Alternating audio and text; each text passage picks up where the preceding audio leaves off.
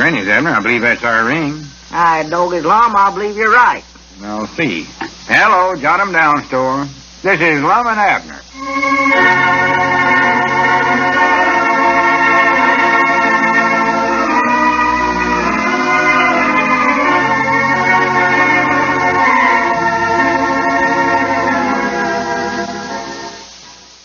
Now, let's see what's going on down in Pine Ridge. Well, while Abner is at the county seat learning how to operate the projection machine, Lum is attempting to make a deal for some films for their theater. Yesterday, a salesman, Mr. Cleespies, from a motion picture distributing company, called on Lum, and he's scheduled to return today to wind up his business.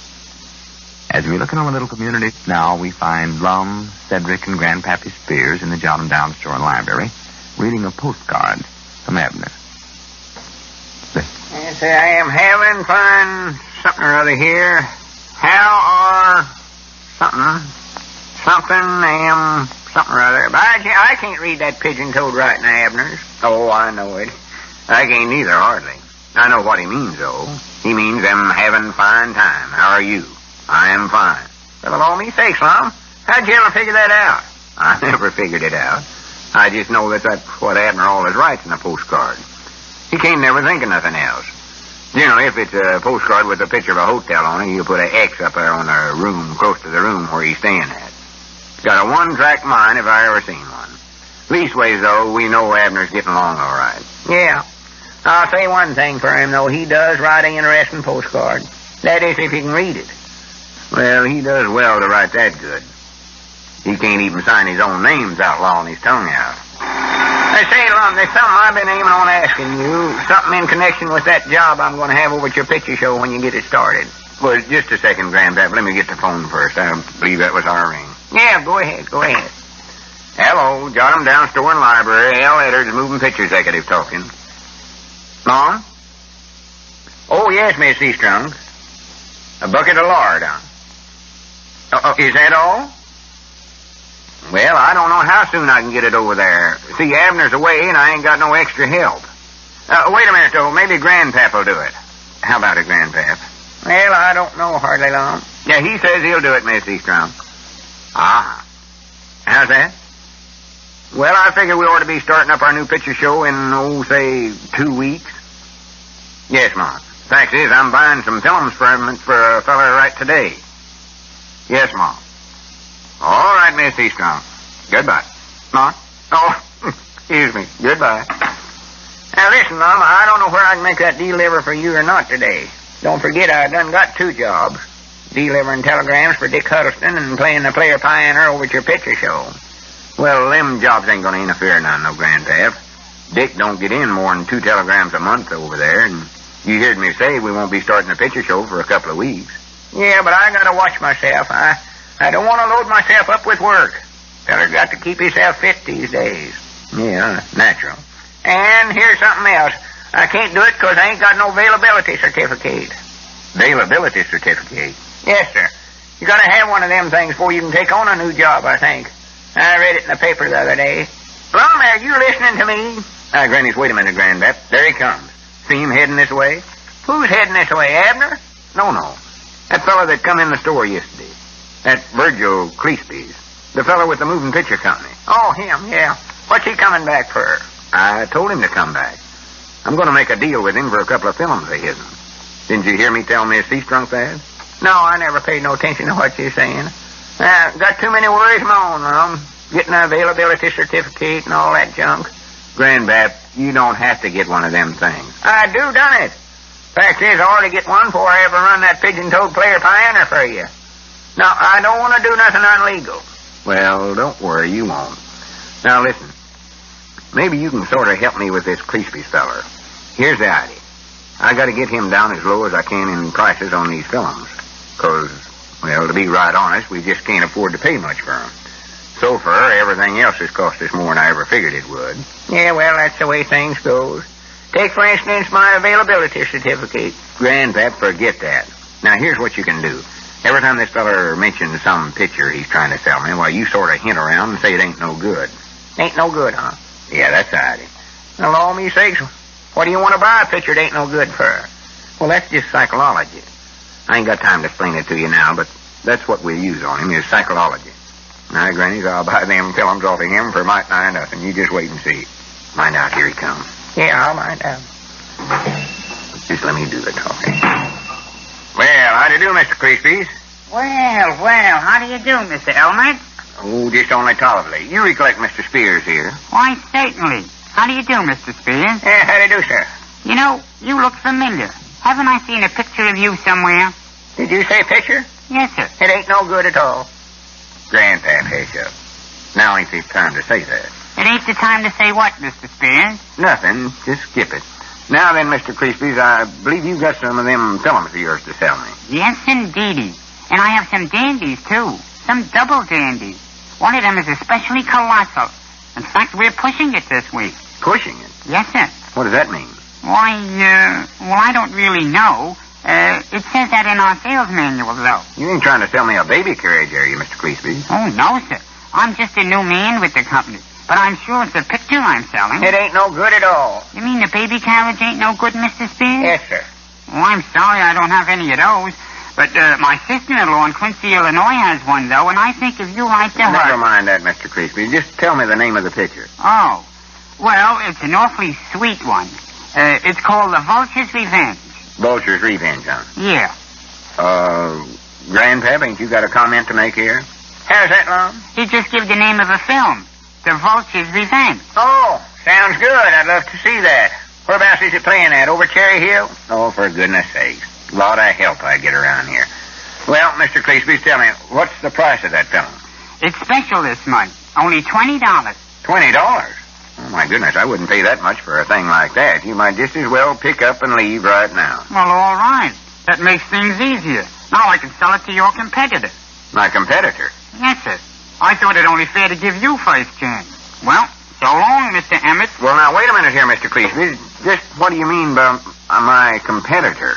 Me and my partner are the only ones running the picture show around here. Oh, no. There's another fella that's going to open up a picture theater right here in Pine Ridge. There is? Yes, sir. The district manager talked to him yesterday. The district manager? Who's that? He's my boss. He came out to see how I was doing. And he met this other fellow in some town about 22 miles from here. Mena, I think it's called. Yeah, Mena's the county seat. Grannies, now, who could that be? Well, so long, Mr. Edwards. Well, wait just a second. I'll take that film for $20, Mr. Crispies. Fine. I better call my district manager and tell him not to bother with that other fella then. Yeah, that's a good idea. Yeah, call him on our phone right here. Taxis, I'll get him for you. Well, gee, thanks. His name is Mr. Dwyer. Dwyer, huh? Yeah. Whereabouts is he staying at? Sister Simpson's boarding house? No, he's staying at the hotel at Mena there. Oh, I see. Long distance then, ain't it? Didn't know it's going to cost me extra. Hello, Mamie? Will you get, Oh, I'm fine. Yeah, everybody's fine, Mamie. Will you get me Mr. Dwyer at the hotel at the county seat? Yes, Mom. We'll have him in no time at all now. What's that other fellow's name, do you know? No, the boss didn't say. Huh. Hello? Hello, is this the hotel? I'd like to speak with Mr. Dwyer if he's there. Yes, Mom. All right. Here, you better take it, Mr. Crispies. Yeah. Call me. Yeah, thanks a lot, Mr. Albert. Here. Hello? Hello, Mr. Dwyer? Yes, this is Crispies. Well, Mr. Emmett says he'll take it for 20. What's that? Just a minute. He says this other fellow will pay 25. Do you want to go higher than that, Mr. Emmett? Grannies, I don't know. Can you hang on there just a minute while me and Grandpap have a conference here? Yeah, sure. Hello, Mr. Dwyer. Just hang on for a minute. Come here, Grandpap. Yeah, all right. Grannies, I hate to pay that much. I just can't afford that. But I hate to let this other fellow get ahead of us. Well, who do you reckon it is, Lum? I don't know. Or wait a minute. Grannies, I bound you I know. It's more likely Ezra Seastrong. Ezra Seastrong? Yes, sir. I seen him around the mail hack yesterday, and I bound you he just rode in there and seen that feller. Don't you recollect that phone call I got from his woman a while ago? All she ordered was a bucket of lard. Then she asked me a whole batch of questions about our picture show, when it was going to open and all. Jiminy, that's right. That snooping old woman. And Ezra, that snake in the weeds. Hi, Granny, he ain't gonna outbid me on no films, whether I can afford it or not. All right, Mr. Cleesby's, go ahead and tell your boss I'll buy it for $30. Yes, sir. Hello, Mr. Dwyer? Mr. Elbert says he'll pay 30. What's that? Your man will pay 35? I'll pay 40 then. Mr. Emmett says 40. 45? 50. No, he says 50. What's that? 70. He just said 70, Mr. Dwyer. Well, fine. All right, fine. You bet, Mr. Dwyer. Goodbye. Well, Mr. Edwin, looks like you just bought yourself a film there. Well, good. $70 is an awful price to pay, but I wasn't going to let that dead-blamed Ezra Seastrunk get ahead of me. Ezra Seastrunk? Yeah, ain't that the fellow Mr. Dwyer's dealing with? No. He told me what his name was. Now, what did he tell me? Let's see. I believe it was Abner Peabody.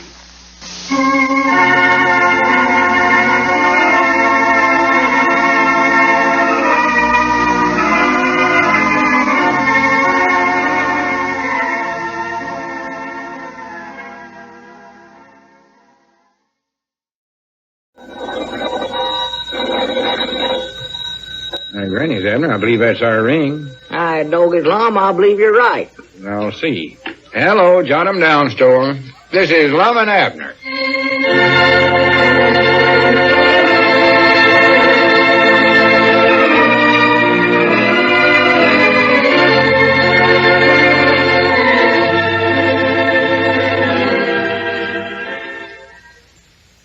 And now, let's see what's going on down in Pine Ridge.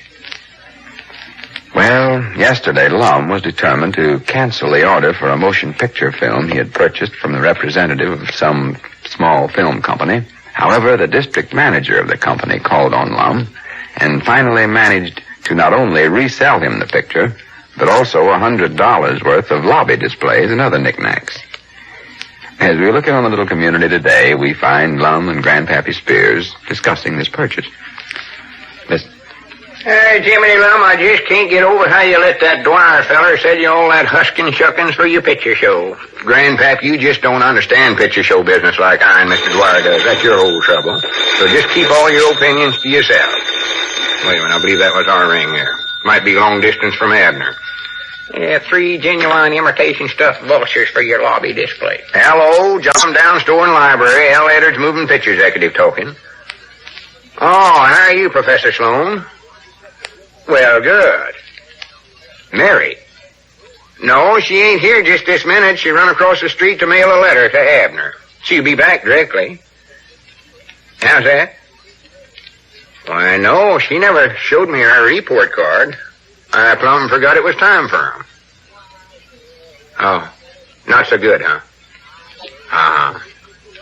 Yeah, well, I've been a little worried about her myself. Yeah. Well, I'll have a talk with her right away, Professor. Yeah, all right. Much obliged for calling. Goodbye. And I know this would come up sooner or later. Now here it is. How's that, Lum? Oh, it's about Mary. I got to have a talk with that girl. That's all there are to it. Why, what's the trouble, Lum? Is she failing out of school? Well, no, it ain't that bad.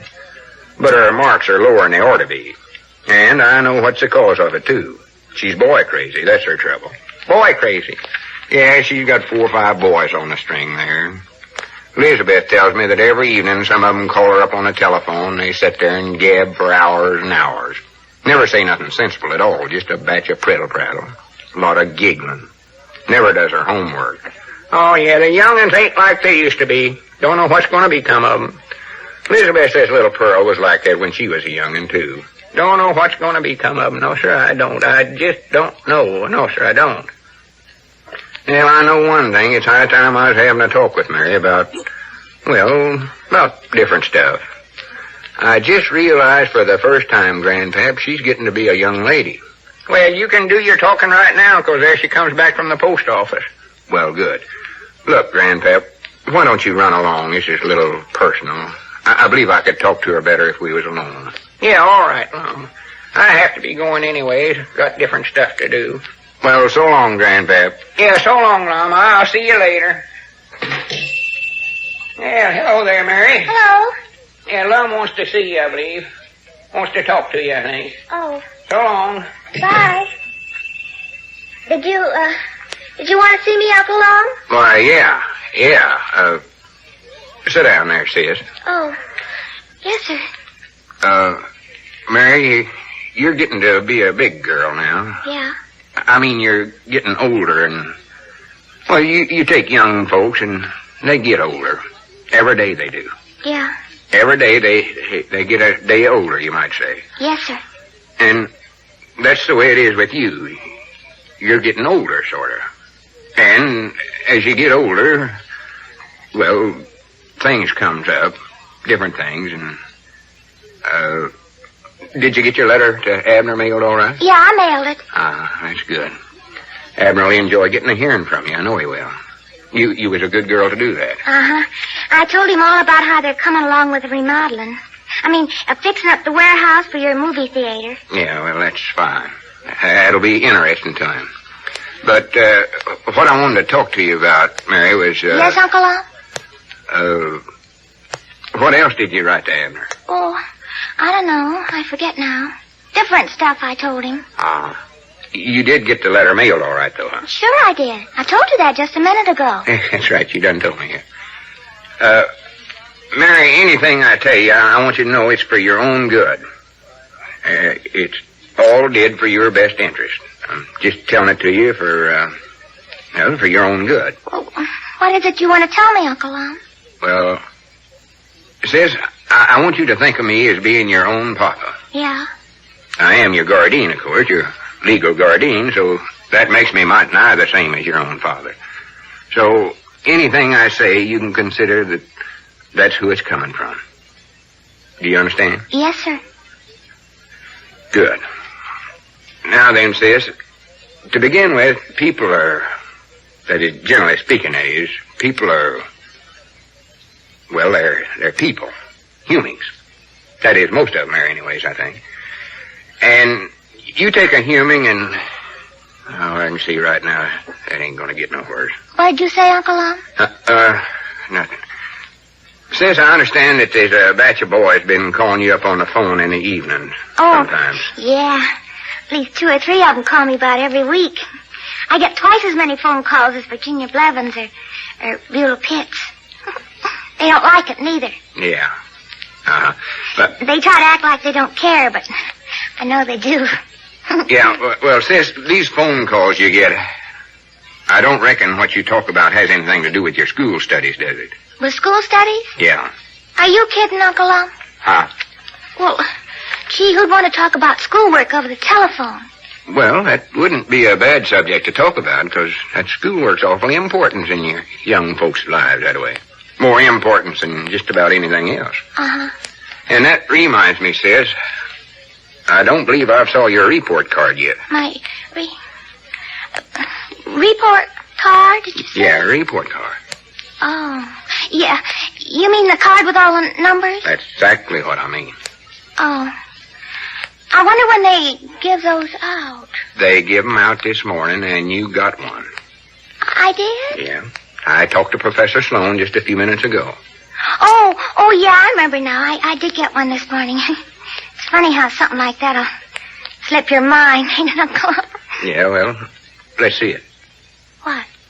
Oh, the report card, you mean? Of course, that's what I mean. Now, you might just as well cut out this stalling around, sis, because I know about what kind of marks you got. Yes, sir. Here it is. Yeah, because any one thing I hate and despise is to see somebody stalling around about something. I always come right out in the open with things, face the facts. And you got to learn to do that too, sis. And let's see here now. Geography, 76. You can't always go by those cards, Uncle Lum. They don't really mean much. Mm-hmm. No. History, 79. Arithmetics. I sure got a pretty high mark in penmanship, didn't I, Uncle Lum? And that's important, too, ain't it? I mean, penmanship, it's, you have to use that just about every time you write anything, don't you? Hey, Granny, sis, you're a lot smarter than this. Now, I know you can do way yonder better work than this here. And I hate to say this, but I'm sort of ashamed of you. Yes, sir. Yep, it's a big disappointment to me, sis. And I know the reason ain't that you're ignorant. No. It's just 'cause you're sitting around getting phone calls from a batch of half-grown boys when you ought to be doing your homework. Yes, sir. Now, I tell you, sis, when I was your age, I never sat around getting phone calls from boys. I mean, from girls. I was sitting on the floor reading and doing my sums by the light of the fireplace, splitting rails by night and studying at night, like Abraham's Lincolns. Didn't you never call up any girls? Of course not. I was too interested in getting educated. Besides, we never had no phones then. Well, couldn't you go over to their houses and see them? The girls, I mean? I never had no time for no such prattle as that. No? Why, do you know, when I was a kid of a boy, I used to have to walk 4 miles to school every day through 7 foot of snow, barefooted. No, I believe it was 7 miles through 4 feet of snow. Barefooted? Yes, sir. Every day. Why didn't you put your shoes on? Huh? I said, why didn't you put your shoes on if it was wintertime? Why, because I had to save them. Had to save them for some winter when the snow really got deep. Anyways, that'll show you hardships and what trials and tribunes I had to go through to get some book learning. Uncle didn't you even speak to girls when you was at school? I always put book learning ahead of everything, even girls. And that brings up a subject I want to discuss with you, Mary. Yes, sir. Sis, you're getting to be a big girl now. Yeah. I mean, you're getting older and... Getting older. Yeah, well, you take young folks and they get older. What I mean is, oh, dad blame it, Mary. Why don't you run along? Get out in the open air. Young folks ought to get more fresh air than they do. Go on now, go on outside. Well, I did promise Virginia Blevins I'd go over to her place for a while. Well, that's a good idea. Go over and see Virginia. I'll talk to you some other time. Yeah. All right, Uncle Bye. Yeah, goodbye. Oh, hello there, Cedric. Howdy, Miss Mary. Say, Cedric. Mom. You've known Uncle for quite a long time, haven't you? Oh, yes, Mom. I reckon I've known Mr. Lum ever since I first knowed him. I mean, maybe even longer than that, I don't know. Well, Cedric, tell me this. Do you know if Uncle Lum's always been a bachelor all his life? Oh, yes, Mom. Far as I know, that's what he's always been. Uh-huh. You know, Cedric, I think maybe sometime I'm going to have a talk with him.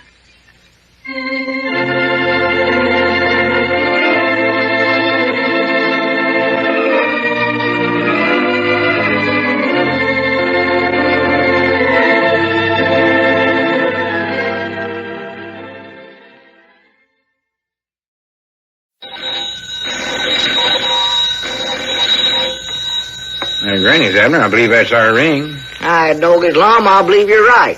I'll see. Hello, downstore. This is Lum and Abner.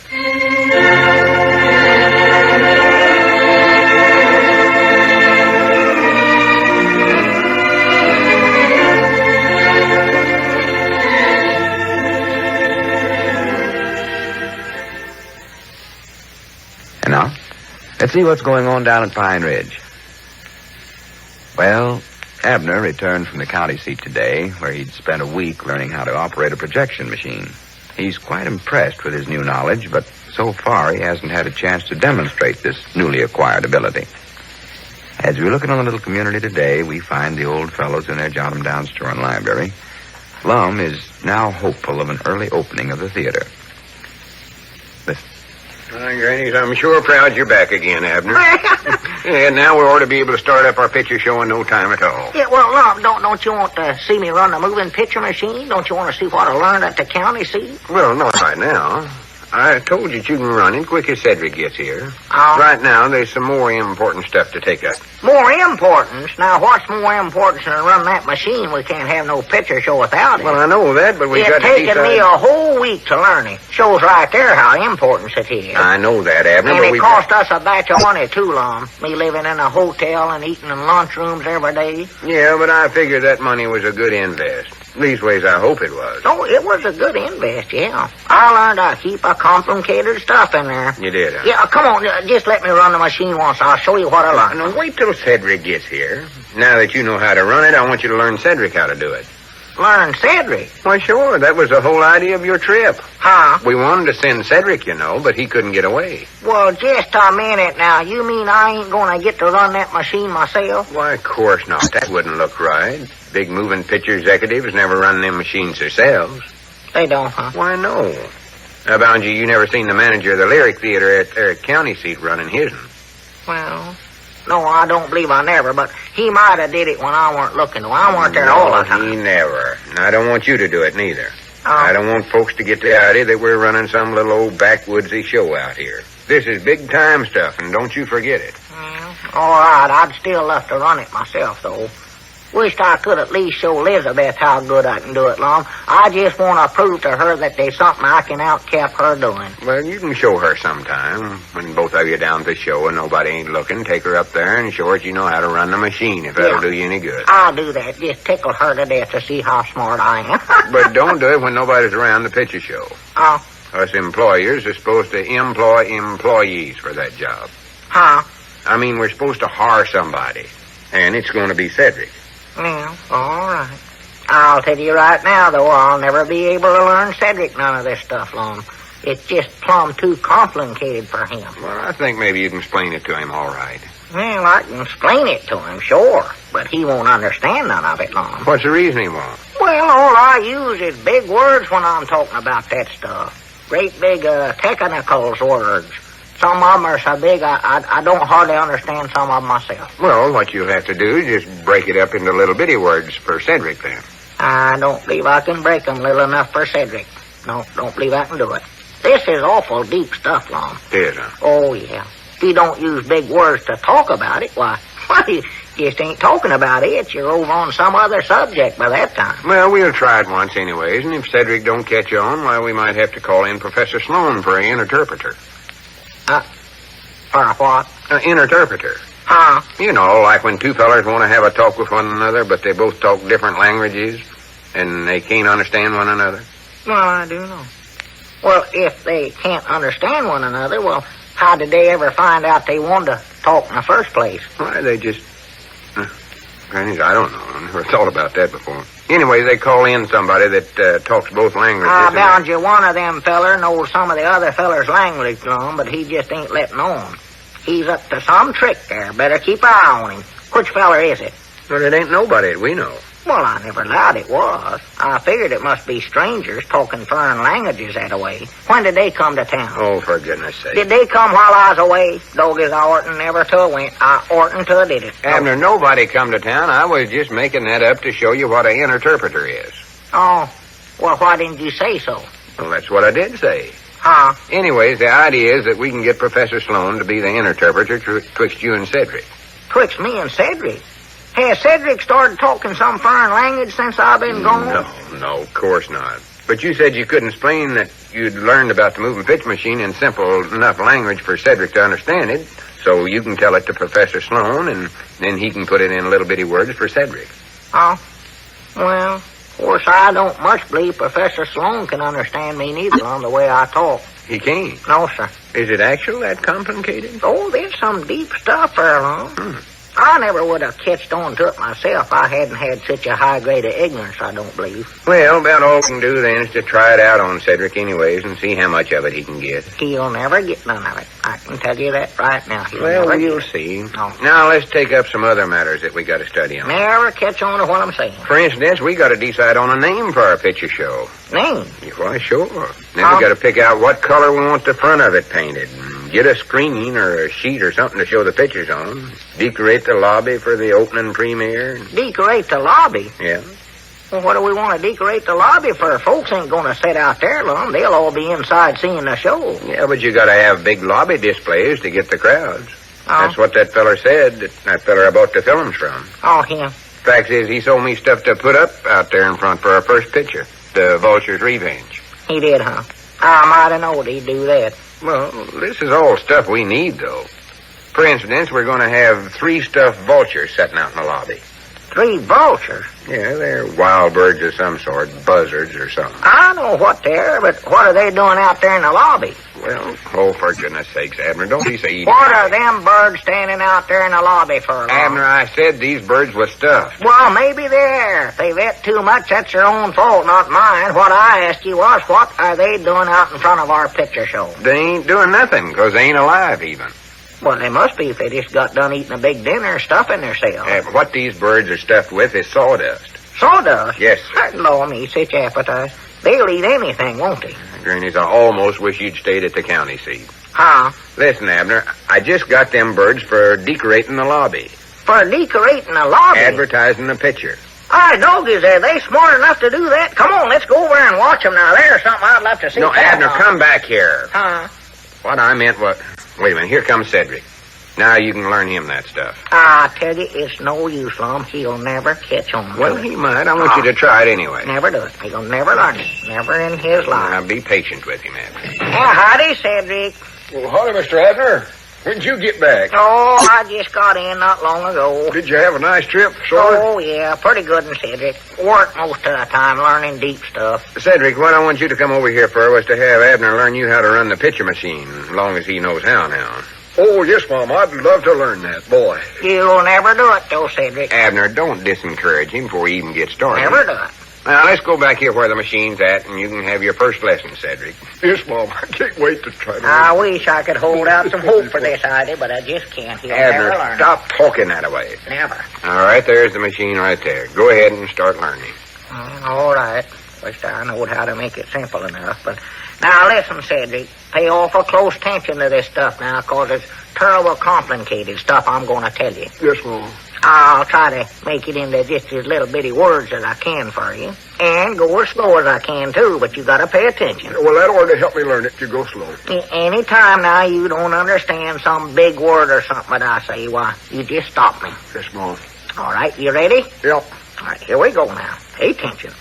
Now, this is a machine right here, Cedric. First of all, you take, let's see now, Well, first you take the film there. yeah, that's right, the film, and take the film, and then you, let's see, You put it right on that do-jigger right there. That it goes on this do-jigger here. And them little holes in the film fits in them little things on Yeah, that wheel. the little hole fits right in that little sprocket there. Am I going too fast for you, Cedric? No, Mom, I don't believe so. Well, just tell me when I am now. Then you take the film, and there's something on my bob around here. You fit it through. Let's see now. It goes right down through there, Mr. Abner.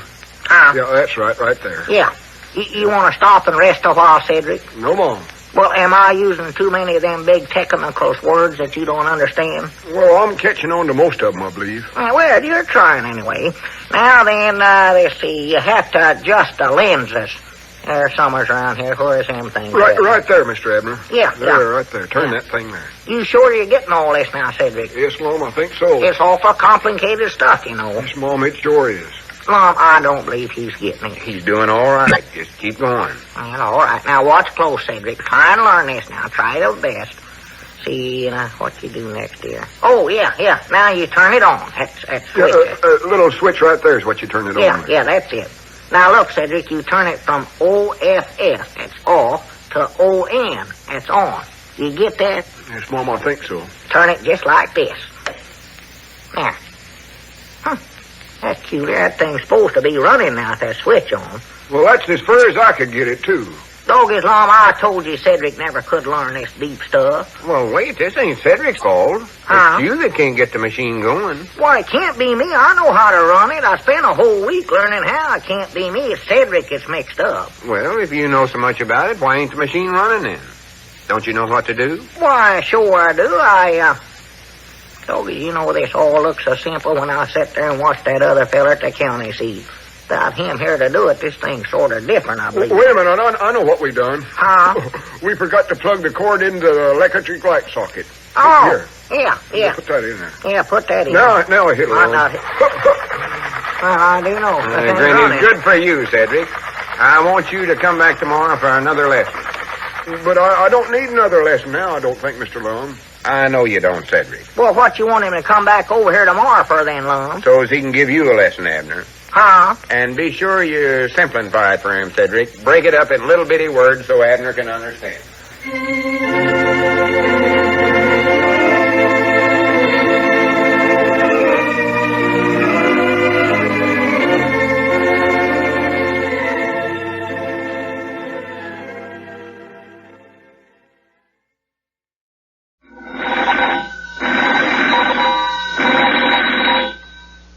Granny's, Abner. I believe that's our ring. I dog his Lum, I believe you're right. I'll see. Hello, Jot 'em Down store. This is Lum and Abner.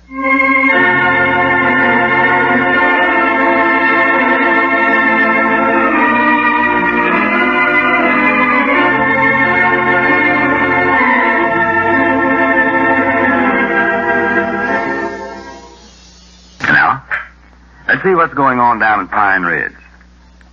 Well, now that Abner has imparted his knowledge of operating motion picture projection machines to Cedric, that department of Lum and Abner's proposed movie theater is well under control. In fact, everything's shaping up nicely now, and the theater should soon be open for business. As we look in on the little community today, we find the old fellows in their Jot 'em Down store and library discussing a few matters in connection with the theater. Listen. Yeah, now here's something else we gotta get too, Lum. Some nails or bolts or something to fasten the chairs down to the floor with. Fasten the chairs down to the floor. Yeah, with that slanting floor we're putting in the picture show, why the chairs will all slide down to the front end of it unless we nail them down or something. Yes, that's right, ain't it? Why, sure. You know, there's a heap more to opening up a picture show than I ever allowed there was. Oh, it's a job. Here's something else, too. That fellow at the Lyric Theater at the county seat says a bed sheet won't do for a screen to show the pictures on. Said it won't do. No, but he knows where we can get a second-hand one awful cheap. Second-hand bed sheet? No, second-hand screen. Oh, I was going to say. And then we got to get an electric sign, too, and a curtain for the front. Curtain for the front of what?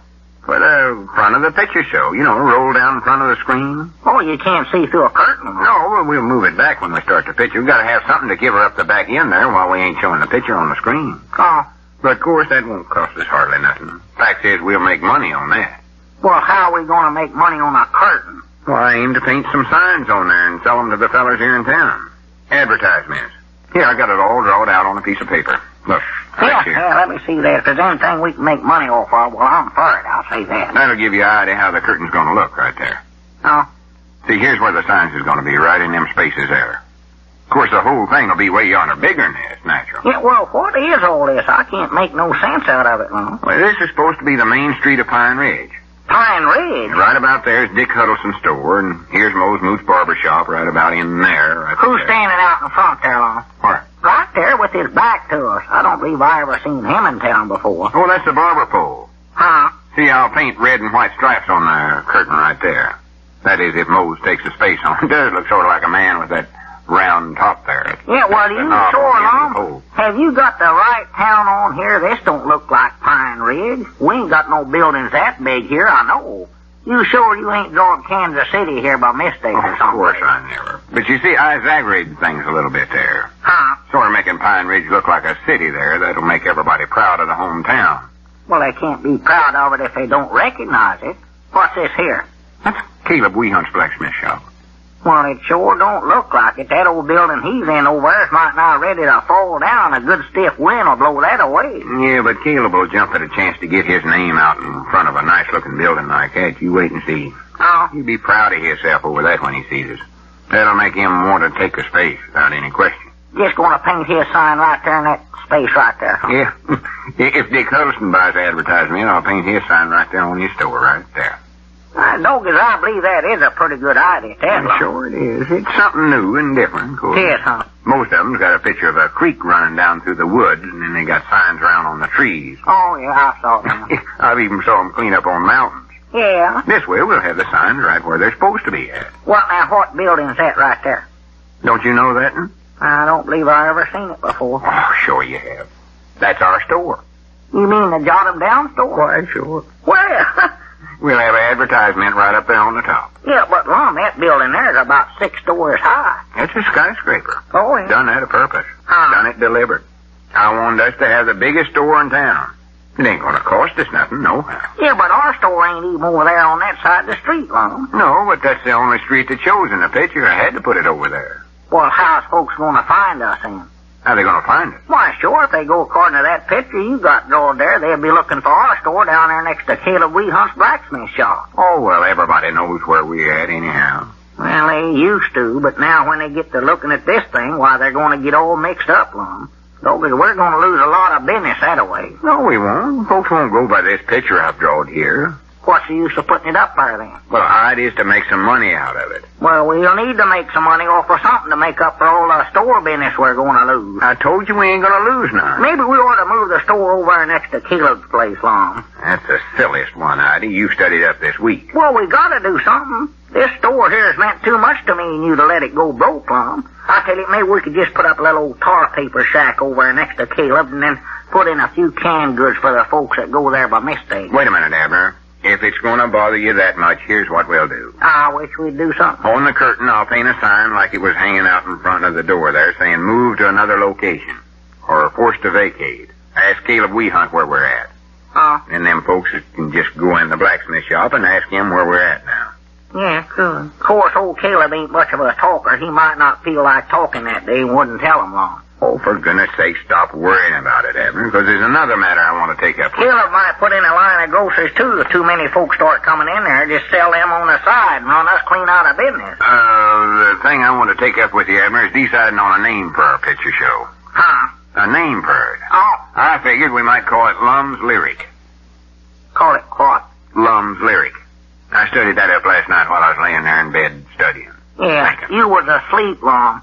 You was dreaming if you think that's what we're going to call it. I picked that name because both words begins with a L, see? Lum's Lyric, get it? That'll be easy for folks to recollect that way. In the first place, we wouldn't want to call it You're Nothing, Lum. And in the second place, that's the name of the show at the county seat. Well, what's wrong with that? Well, you done got folks so mixed up they don't know where our store's at. Now you want to do the same thing with our picture show. Somebody say, let's go to the show at the Lyric, and they might go clean to the county seat. All right, what would you call it then?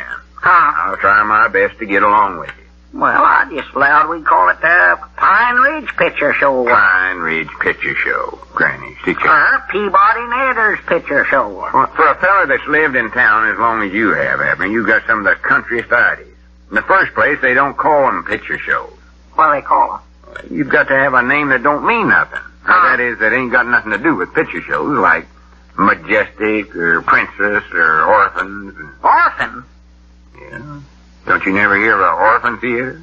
I've heard of orphans' homes. Well, they're theaters, too. Well, we don't want to run one of them, Lum. There ain't enough orphans in Pine Ridge to support a picture show. I know that. Well, you don't have to be an orphan to go to one of them. Anybody can go. I recollect going to the orphan theater in Kansas City once. Well, you're an orphan, though. Well, they never knowed I was, though. Never asked me no questions. I just paid my money and walked right in. Well, they more likely got ways of telling. You sort of got an orphan look about you, Lum, like you weren't raised by a mother or something, except for your mustache. Well, I know it ain't got nothing to do with that, though. There's a big picture show out in California called Groman's Chinese Theater. I believe that's the name it's called. Chinese? Yeah. Well, Lord, me, that'd be worse than running an orphan theater. Ain't but one Chineseman in town, old Sam Ling.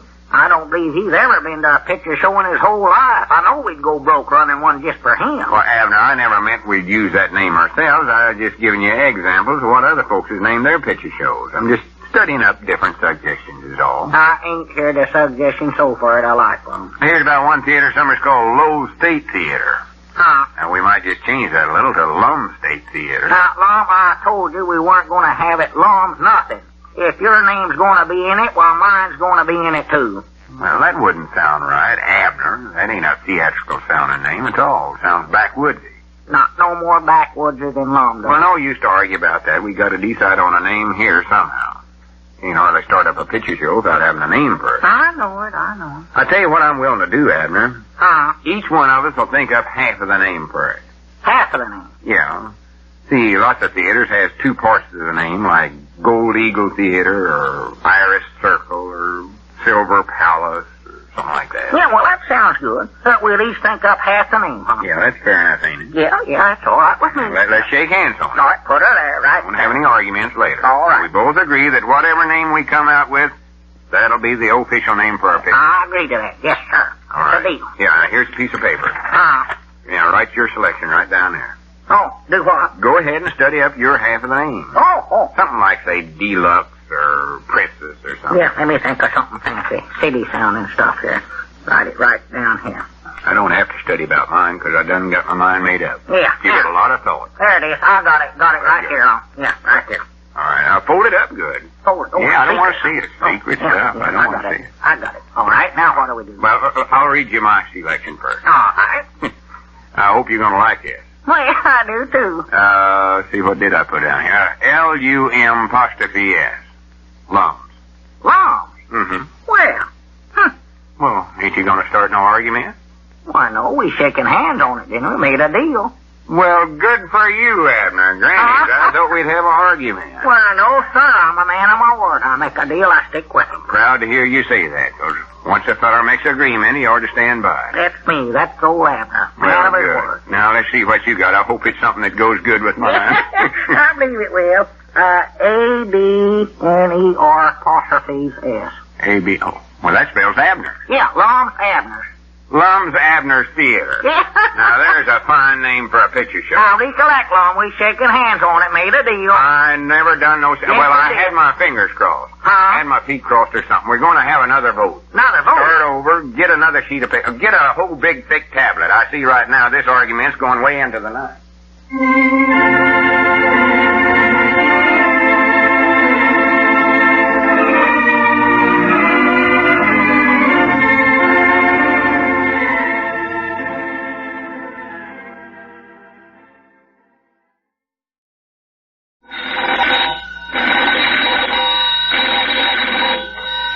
Granny's, Abner. I believe that's our ring. Aye, Doggy's Lum, I believe you're right.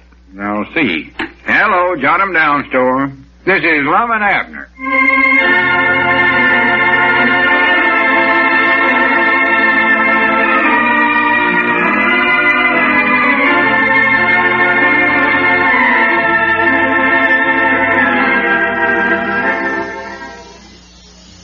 Now, let's see what's going on down at Pine Ridge.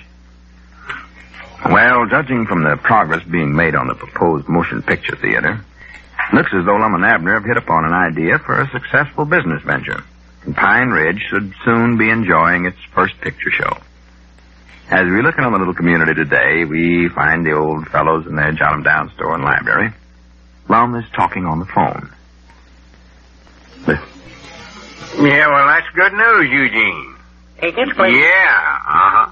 Right here, the ticket. Well, I might drop by there sometime this afternoon and see how it looks. Here, little feller, I'll take your ticket. All right, Eugene. Much obliged for calling. To me. Goodbye. Tickets, please, right here. What tickets. are you doing? I'm just practicing taking up tickets, what I'm going to say over at the picture show. Goodness sake. Hi, Granny's Abner. Eugene Blevins says him and his men ought to have the carpenter's work all done by the end of this week. Well, Doggies, they're coming right along with remodeling that warehouse, ain't they? I figured it'd take them a heap longer than this to make that place over into a picture show. Yeah, but you know what that means, don't you? It means we ought to be able to have the big opening premiere of our theater next week. Next week? Maybe even the first part of the week. You reckon we can, sure enough? Well, the rate things have been moving along lately, we ought to. Well, I can't think of nothing in the world that can stop us now. me neither. Doggies, this thing has been running along awful good, ain't it? Oh, sure it has. You know, Abner, I believe this is the best thing we ever got ourselves into. Well, I can't hardly wait for that premiere opening. oh, that ought to be something. Of course, that mine we went into, the old 97 mine, might have been better, but this sounds better right now. Yeah, I believe this is the best deal we've had yet. There's just one thing, old Lum. I wish we could get a picture with Charlie Chaplin's in it for the opening. He's always been my favorite. Charlie Chaplin? Yes, sir, I ain't saw him for quite a while. No, I ain't neither. I don't know whereabouts to get one of his pictures. Besides, we done got a film for the premiere. Yeah, I know we have. I just wish we had one with Charlie Chaplin's in it. Always enjoyed seeing him. He was a case of... He was. He always struck me funny for some reason. Well, sir, me too. Always got himself in the worst mix-up. Never used no good judgment. No. I hate to laugh at a feller's troubles that way, but he's always doing something anybody with just half sense and no better. Oh, yeah, I wanted to laugh, too. I just used to sit there and just try my best to keep from it. Especially that walk of his. Well, he couldn't help that more like. No, I reckon body oughtn't to make fun of how somebody walks that way. No, a feller can't help how he looks. I've always said that. Yeah. I'll tell you something else I wish we could get for the opening, too, Lum. It's something I seen in there at the lyric theaters at the county seat. I'm telling you, Lum, it was the outdoingest thing I ever seen in my whole life. What was it? It was a picture show with a duck acting in it. Well, I was one, a duck. Yes, sir, a duck. Fact is, they called him Donald Duck. That's what they called him in the picture. Oh, yeah, well, I saw him in pictures. Well, sir, now, it's just plumb right down astonishing what they've learnt that little rascal to do. He just acts mighty not human. Well, the way I understand them They things... got him to where he talks and everything else, Lum. Well, he don't exactly talk. It's sort of a part talking and part quacking, I reckon you'd call it. But every once in a while, you can make out exactly what he was saying. Yeah, well, I read about them things once. I'll tell you, it's the beatin'est one thing you ever seen. Walks around on his hind legs all the time. Well, that's the only legs a duck's got, his hind legs. Oh, that's right. Well, I mean, this duck, he walks different than other ducks does, so long. He stands right up straight like a human. Wears clothes, too. Got a little suit for him to wear. Don't get that'd be funny having a duck run around the house that you could talk to, would you? You know, I think the way they do that, Abner, they don't actually have a live duck there. Well, now, I sort of suspicion that myself, I don't think it's a sure enough duck, neither. Of course, they claim it is, but I believe I catched on to what they's doing. I think it's a man dressed up like one. You mean a man dressed up like a duck? Yeah, a little short fella, of course. One of them there midgets, I reckon 'tis. Stands to reason they couldn't learn no duck to do the things he done. I just wish you could have saw him now. Well, I told you I have saw him. Of course, now, on the other hand, I ain't too sure it's a man neither, Lum. Of course, I don't see how they ever could have got a man that could talk so much like a duck. Or look like one, for that matter. I'll tell you, it's a mysterious thing, what it is. Well, the way I understand it is they take and draw a whole batch of pictures of this duck, and then they take pictures of the pictures that they drawed, and then when they get it all put together, somehow or other, like, looks just like the duck was alive, sort of. Alive? Well, don't worry, he's alive. Don't as he's doing things there that I never could do. And run? You just ought to see the way that little varmint can run. One time there, he got to going so fast it looked like he had a wheel fastened onto him instead of legs. Well, to be right honest, Abner, I don't know exactly how they do it. I know there's some trick to it, though. Well, whatever it is, I wish we could get a picture of him in it. I just love him. Well, I think that'd be better for later on, though. I don't think it'd be best to have that right at first. Why not? Well, it just wouldn't look right to have our grand opening and use a picture with a duck doing the acting. Well, no, I reckon not. We gotta have a big picture for that. Big? I thought they's all the same size, them pictures. Well, they're the same size, but some of them's what they call big pictures. Extras. Well, now, we don't want to get one too big for that screen we got over there long. Well, that won't make no difference, Abner. They'll fit the screen. When I say big, that ain't got nothing to do with the size of it. You mean when you call something big, that ain't got nothing to do with its size? Not in the moving picture business. Big just means it's extra gooder. Well, they've got more crazy names for things. Just looks like I'm going to have to learn to talk all over again this picture show business. Oh, you can catch on to them expressions. I doubt it. Just listen to me close, and you won't have no trouble. I won't, huh? Now, I see right now I just naturally cut out for the show business. Well, I believe this is one thing we're going to make a success out of. Oh, ain't no doubts about it. You can tell by how smooth things has been running. Oh, yeah. We're practical millionaires right now. Thousandaires, anyway. Well, good for us. Well, sir, there's something I've always wanted to be. Is a millionaire. I was telling Elizabeth the other night, I said, if I was having my druthers, I'd rather... Wait a minute, there comes Squire Skimp up out there. Ain't saw him around for a couple of weeks. Reckon where he's been keeping him. No, tell him. Well, howdy, Squire. Yeah, come on in, Squire. Well, gentlemen, well, a pleasant afternoon out today. Yes, it is, yeah. What can we do for you, Squire? No, not a thing, Lum, not a thing. Just keep your seat now, Lum. Don't get up. I just dropped in to chat a while. Past the time of day. Oh, well, I'm proud you dropped in. Sit down. Drag up a box. Here. I'll just get this one right here, Lum. Yes, thank you. Well, they tell me... Wait a minute, Squire. I believe there's some molasses in that box. You can get it all over your breeches there. Yeah, well, it's too late now, Lum. Too late now. Wish I'd have noticed that. It'll come out. Yeah, my best trousers, too. Well, no use getting up now. It's too late. As I started to say, they were telling me that you gentlemen are going to open up a picture show in Pine Ridge. Yeah, we're gonna be open just a few days now, Hope. Yes, I was just over at the warehouse, and that's a nice job of remodeling that Eugene's done over there, too. It looks all right, Lum. Well, thank you, Squire. We think it's gonna look right nice. Yes, sir. I'll tell you, though, you men just beat me out of an idea there. Beat you out of a idea? I had the same thing in mind myself. You know what? That's my old business, Lum, the theater. I was in show business long before I came to this part of the country. In fact, I opened up the first picture theater in Centralia, Missouri years ago. The old opera house there opened it up, yes. Well, I do know. Well, that's one business I never knowed you'd been in. Oh, yes, indeed, Lum, yes, indeed. I know the picture business from A to Z. You know it from where, Squire? He said he knowed it from A to Z. Huh? That means, well, it means from A to Z. Oh. Go ahead, Squire. What was you start to say? Well, I was just wondering, Lum, how you men would like a third partner in this enterprise of yours. You know, you really should have somebody in there that knows show business thoroughly. Third partner? Yes, yes. Well, I don't much think we'd want to take in no third partner, Squire. I know Dad blame well we wouldn't. I don't think nothing about it. You see, Squire, we get to dividing them profits 3 ways and just wouldn't be nigh as much for none of us.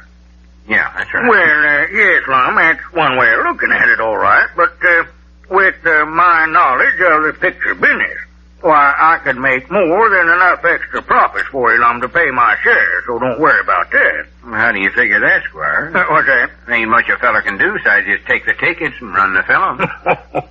No, there's more to it than that, Lum. Oh, it takes showmanship.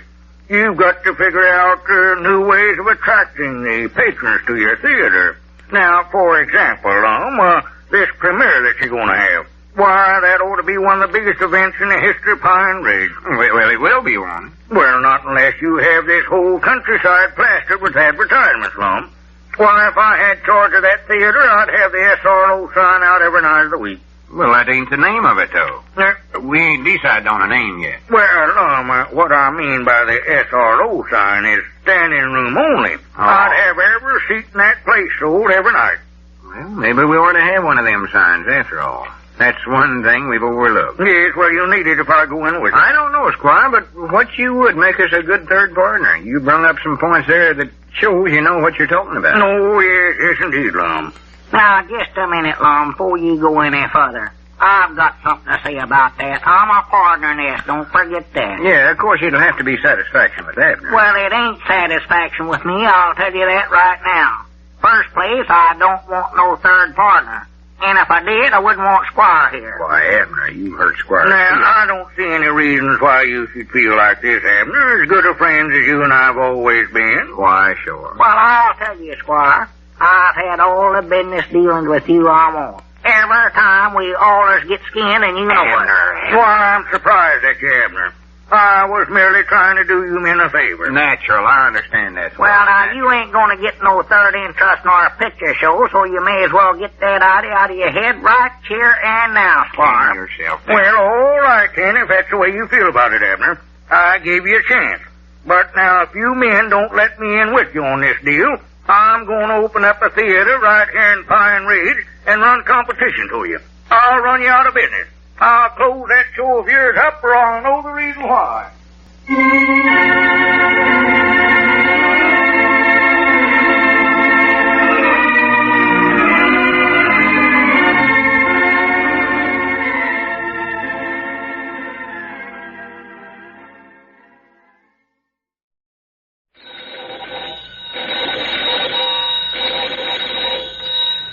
Granny's, Abner. I believe that's our ring. I dog his Lum, I believe you're right.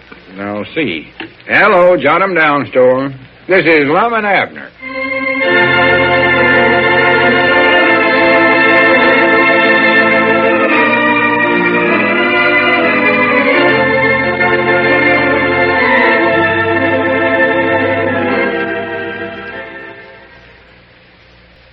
Now, let's see what's going on down at Pine Ridge.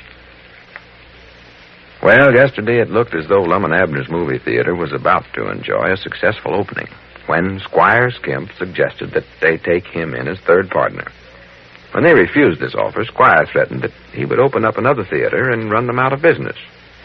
As we look in on the little community today, we find the old fellows in their jot-em-down store and library discussing this sad state of affairs. Listen.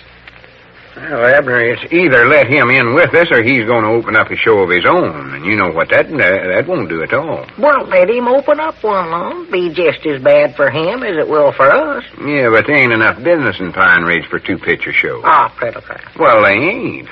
He never would have thought about putting one in if you hadn't flew off in a handling and got him mad the other day. I just said we never want no third partner, and I don't. Well, I don't want to take Squire Skimp in as a partner neither.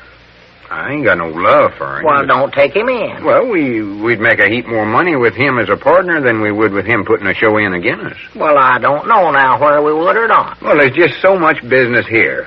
Now he's going to get half of it. Me and you'll get the other half. So, actual, between us, we'll just get a fourth apiece. But if we take him in as a partner, we'll split it 3 ways, and then we'll get a third apiece.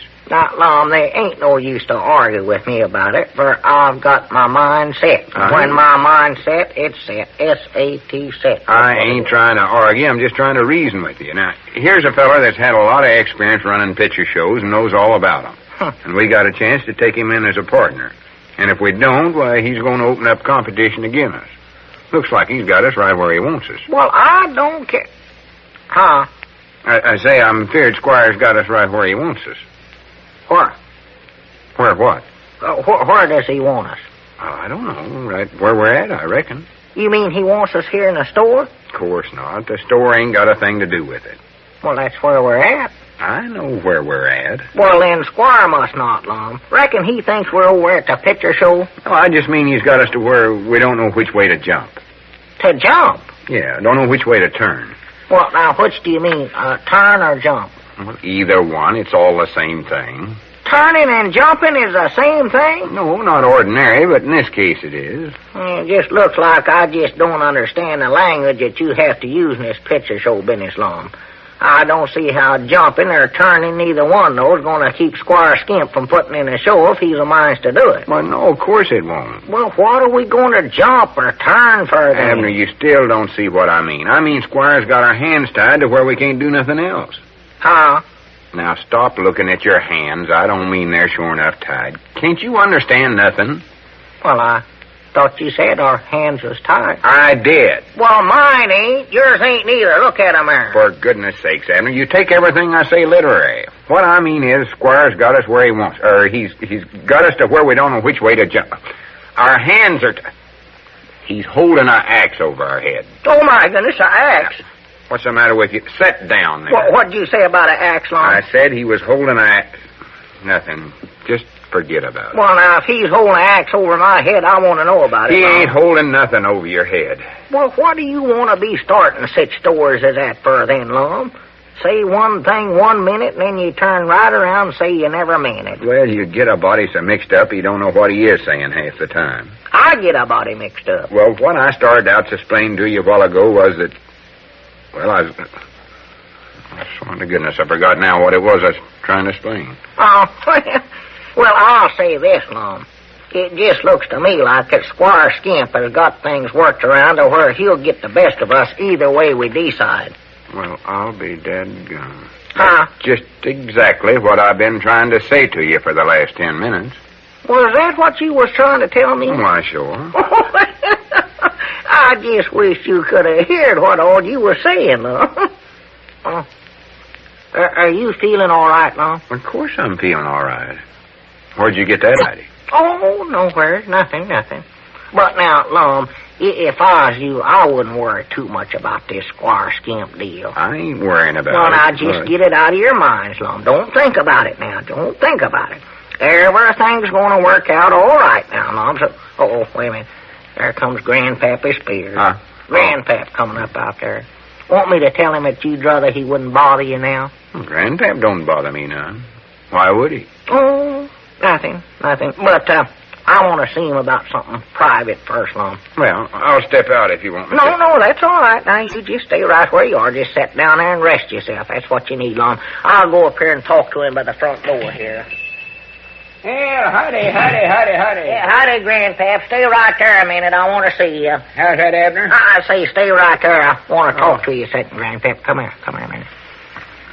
I just wanted to warn you that Lum ain't feeling his level best. He's sort of having spells. Having spells? Yeah. Well, to be honest, Grandpap, he's just been worrying too much about this picture show. Uh-huh. And I'm afraid it's affecting his mind. Further along, you say? Yeah, he's lost a spoke, sure as well. Does he get violence? Well, no, but see, he's got it in his head that Squire Skimp has got our hands tied together and he's trying to kill us with an axe. Well, I do know. Yeah, that's what he was saying just a while ago. But right now, he appears to be back in his right mind again. Just seems to sort of go and come, looks like. Uh-huh. But now, if you talk to him, Grandpap, why, try to get his mind off onto some other subject besides a picture show. I believe that's what starts him off every time. Yeah, sure, I can do that all right. Yeah, that's the time, yeah. Let's go back. Oh, yeah. Hey, howdy, Lum. Oh, hello, Grandpap. Yeah, come on back. I want to ask your opinion on something. Yeah, Grandpap's your friend, Lum. You know him, don't you? Milford A. Spears, Grandpappy Of Spears. course I know him. What's eating on you anyway? Sit down, Grandpap. Yeah, sit down there, Grandpap. Lum won't hurt you. How you feeling, Lum? Why, just only tolerably, Grandpap. I've been worrying myself half crazy. Uh-oh. Uh-huh. Kathy. See, Squire's trying to get a third interest in our picture show and claims if we don't take him in, well, he's going to open up another and run us clean out of business. Oh, well, I wouldn't worry about that. More than likely just bluffing. Why, sure. Well, that's just the trouble. Body can't tell whether he's bluffing or not. He's got me to where I don't know which way to jump. He's got our hands tied, looks like. Oh, there he goes, Grandpap. Change the subject, quick. Yeah.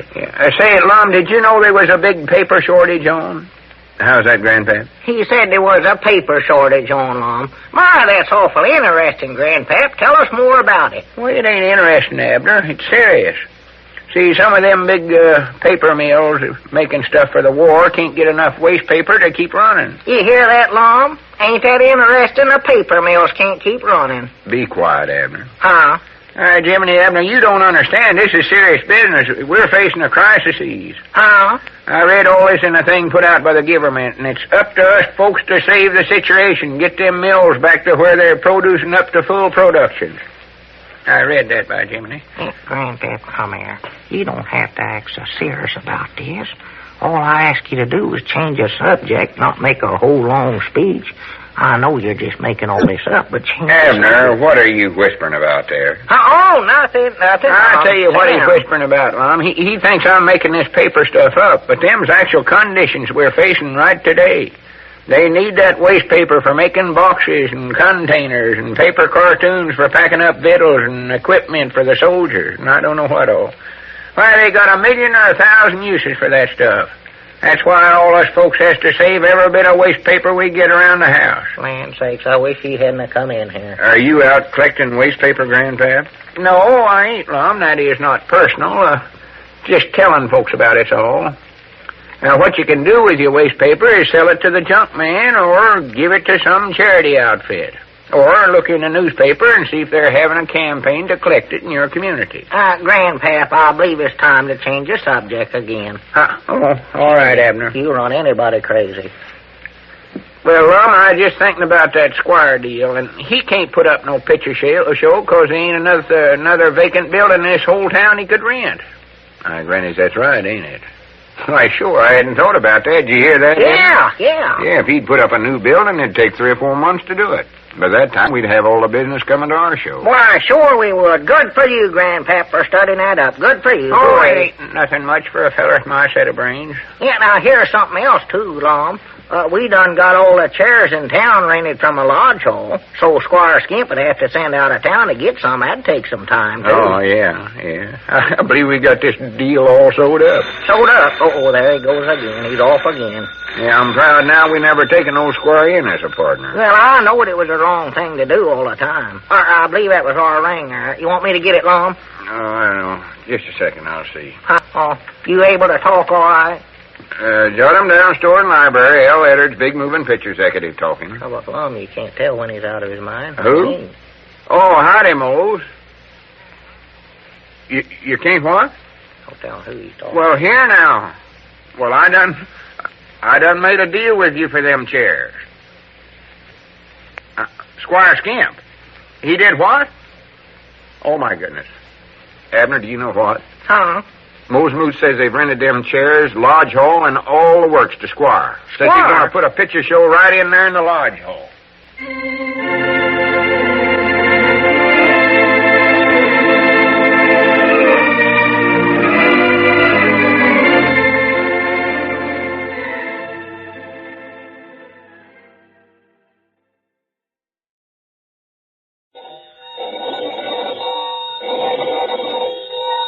Granny's, Abner. I believe that's our ring. I dog his Lum, I believe you're right. I'll see. Hello, jot 'em down, store. This is Lum and Abner.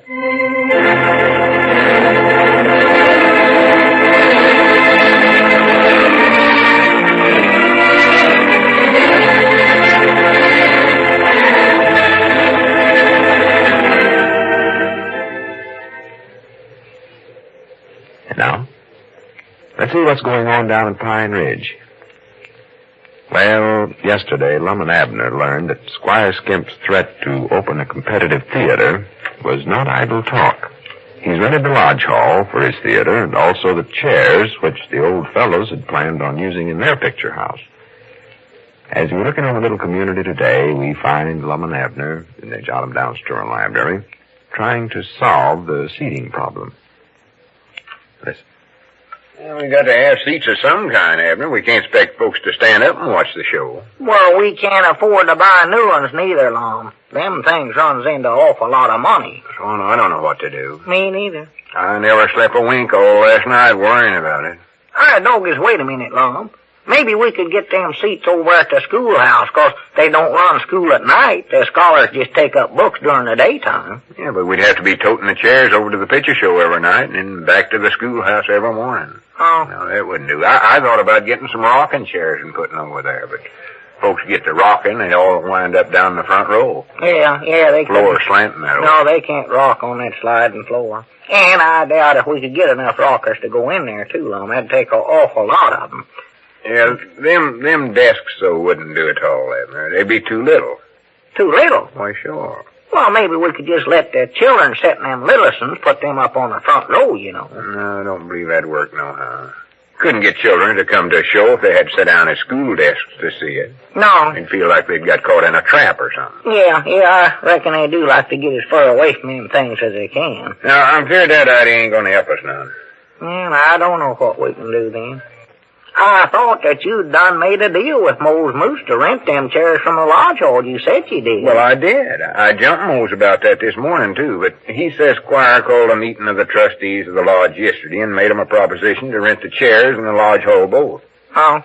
See, Squire's one of the high officers in the lodge, and they'll do might nigh anything he says. Well, you ought to have got Mose to put that in writing in when you made that deal with him, Lum. Yeah, I reckon I ought to. Never seemed necessary then, though. 'Cause Squire or nobody else was planning to open up another show then. No. You know, I wish now we'd thought about renting that lodge hall. That's going to make a dandy place for a show, and we wouldn't have had to remodel that warehouse like we're having to do, Lum. Wouldn't cost us nothing to open up there. I know it. I just never had no ideas they'd rent it, though. They never have let it out for anything like that before. No, they never. Or leastways not that I recollect of, eh?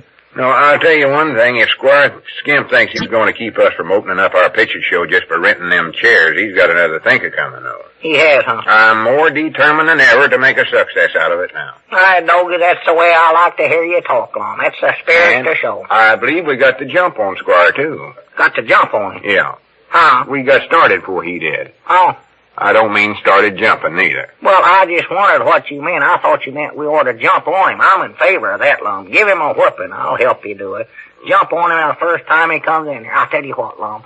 You get him over here, and I'll get up over the door there, and when he comes in the front door, I'll jump right down straddle of his shoulder. I ain't talking about that kind of jumping, Abner. Well, what other kind is it to do? We got to jump on him. We got started before he did. Huh? We got the music all arranged for her. Oh, yeah, we got that, yeah. Grandpap is spirit and his player piano. We got the music, yeah. And we've got our moving picture machine all bought and some films to run in it.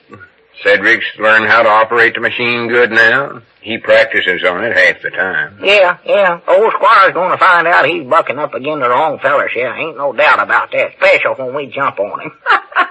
Yeah, I wouldn't be a bit surprised if he goes bankrupted in a couple of weeks. Oh, at least may not be out of the hospital in that length of time we get done with him. I wish we could open up our picture show tomorrow, though, Lum. Well, I don't know. Don't see why we can't open by Thursday anyway. Thursday? That is, if we can get some chairs by that time. Well, let's get some in, Lum. Well, where? Well, I don't know, but whatever we do, let's get opened up before Squire Skimp does, Lum. Well, don't worry, we will. Yeah, got to do it. Got to be. Yeah, there comes our piano player now. Huh? Our piano player, Grandpap. Oh, yeah, old Grandpap. Bless his heart. I love that feller as a friend. He is a true friend if ever I seen him. Yeah, we're lucky to get him. Oh, yes, we are. We sure are. Hope he's bought some new rolls of music for his piano like I told him to. I do, too. Folks is going to get awful tired of hearing them 2 roses he's got for it. That Steamboat Bill and Casey Jones ought to have some new ones, yeah. Well, howdy, Grandpap. Yeah, howdy. Come on in, Grandpap, old boy. Say, did you get some new music? How's that, Abner? Lum wants to know if you bought some new music rolls for the player piano yet. Oh, yep. Yeah, I did. I knowed you would. Ain't got 'em yet, but I ordered 'em. Well, good for you, Grandpap. What ones did you order? Oh, I forget just now. Say, fellas, there's something I want to talk to you about. I don't know exactly how to say it, hardly. Well, just go right ahead, Grandpap. We're your friends. You know that you're true friends, me and Lum. Yeah, well, did you know that Squire Skimp's putting in a picture show over in the lodge hall? Oh, yeah, we know that, Grandpap. Oh, you don't need to worry about breaking that news to us. We already know that too good and well. Yeah. Yeah, of course, now he's going to have music over there, you know. Oh, yeah, but we beat old Squire to it there. That player piano of yours is the only one in town. We've got him there. Yeah, that's right, ain't it? Why, sure it is. Of course, now I understand he's done hired himself a piano player. He has. For goodness sakes, who'd he get anyways? Why, he got me. Got you? Now, don't be too hard on me, fellas. Try to see my side of this whole thing. Well, if that don't beat anything I ever heard of. I thought you was our friend, Grandpap. Well, I am your friend, Abner. It don't sound like it. Tell you, I hate to quit you fellas the worst way, especially since I'm quitting before I even get started. But a feller's got to look out for himself nowadays. I've got to get the best I can for my talents. Talents? Yeah. You call playing a player piano talents? Why, sure. And us fellers with talents ain't good business heads as a rule, and we're always getting underpaid. But Squire said he wouldn't take advantage of me that way. He'll pay me a fair wage. All right, doggies. I can't get over this, Grandpap. How much is Squire giving you, Grandpap? $6 a week. Just twice what you fellers offered. Did he know that you was aiming on furnishing the music for us? Yeah, he said that was the reason he was paying me such wages as that. That sounds like him, all right. Grandpap, supposing we raise them wages a little. Give you a little more than he's offering. Yeah, say $7. Oh, no, I couldn't do that, feller. All right, $8. $10 then. No, Abner. $100. You mean that $100? Wait a minute here, Abner. Abner never meant that. Now, let's go back to $8. Yeah, back to 8. Well, I'd love to take that loan, but it's too late. I done signed agreement. A contract to furnish music for Squire for 3 months. All right, doggies, Grandpappy Spears, you ought to be ashamed of yourself. You ornery, low-down varmint. Abner. You overhanded snake in the weeds. Now, wait a minute, Abner Peabody. I ain't taking that kind of talk off of you or nobody else. Anybody to pull a stunt like that you done, Abner, you can't say nothing too bad about it. Abner. Oh, varmint. We can't blame Grandpap for taking a better deal than we give him. That's just human nature. Yeah, thank you, Lum, for seeing it my way. Just hope you fellers won't hold this again me. I know one of us is going to. I ain't saying who it is, but I know. I expect I better be going. I want to run over to the place and tell Charity the good news. I'll see you fellers later. Well, don't hurry back. Hope he never comes back in here. Hate and despise him. All his have. Well, Abner, you oughtn't have been so hard on Grandpap. Well, Lord me, Lum, there ain't no other player pioneer in town except his'n. No, I know they ain't, but it's Squire that's to blame for all this. I hate him, too. But we'll put in a picture show just the same, don't you worry. He can't stop us just by hiring our pioneer player out from under us. Wish Cedric could play the pioneer or something. Well, he's going to be running the picture show machine, Lum. Can't be up there and down in front playing the pioneer at the same time. Boys just do one job at a time. Wait a minute, was that our ring? It might have been. I'll get it. Yeah, answer it. That's Grandpappy. Hello, John. I'm down store in the library. Lum Eddard's talking. But she's a little older. Oh, howdy, Eugene. Beat the daylights out of him. How you getting along over there? I know just how strong he is. Huh? Take something over and see. Well, what's the matter? Something I can lift. Oh, well, how much is Squire paying you? Get up over the door and jump on him. Well, we'll double that. Oh, done signed a contract, huh? Uh-oh. Well, now, Eugene, can't we talk this thing over, sort of finish our job for you? Oh, yeah. Looks like I'm going to have a lot of junk. Uh-huh. Yeah. Sure, I see. All right then, Eugene. Flying Abner, that call. Yeah. Goodbye. Granny, what folks won't do for a few dollars.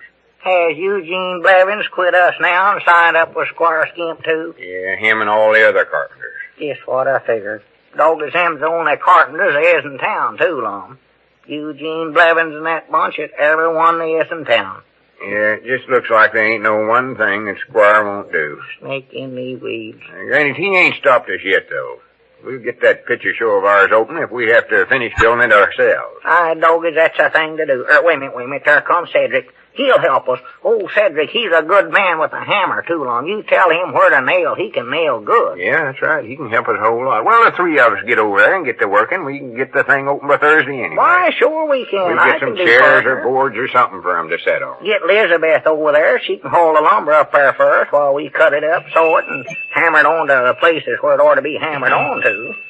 Yeah, come on in here, Cedric. We got something to talk to you about. Yes, Mama. What is, Mr. Abner? Well, that snake in the weeds, Squire Skimp, has hired our pioneer player, and now he's hired all our carpenters away from us. Whoa, what do you know about that? But that ain't gonna stop us, Cedric. We're gonna finish the carpenter work ourselves, and we want you to help us. Oh, yes, Mama. Well, I'd love to do that. Well, Good for you, Cedric. I know we could depend on old Cedric. We'll more than likely get started on it right tomorrow. Yeah, can you make it tomorrow, Cedric? Yes, Mom. Well, good for you. I'll have to check first, though, and see if my contract says it's all right for me to do that.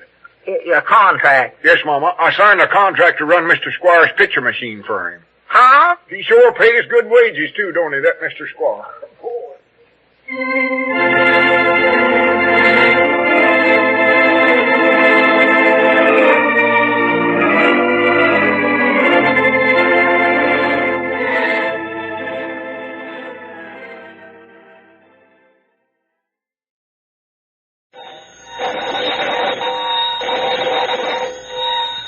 Granny's, Abner, I believe that's our ring. Aye, Doggos Lum, I believe you're right. I'll see. Hello, jot 'em down, store. This is Lum and Abner.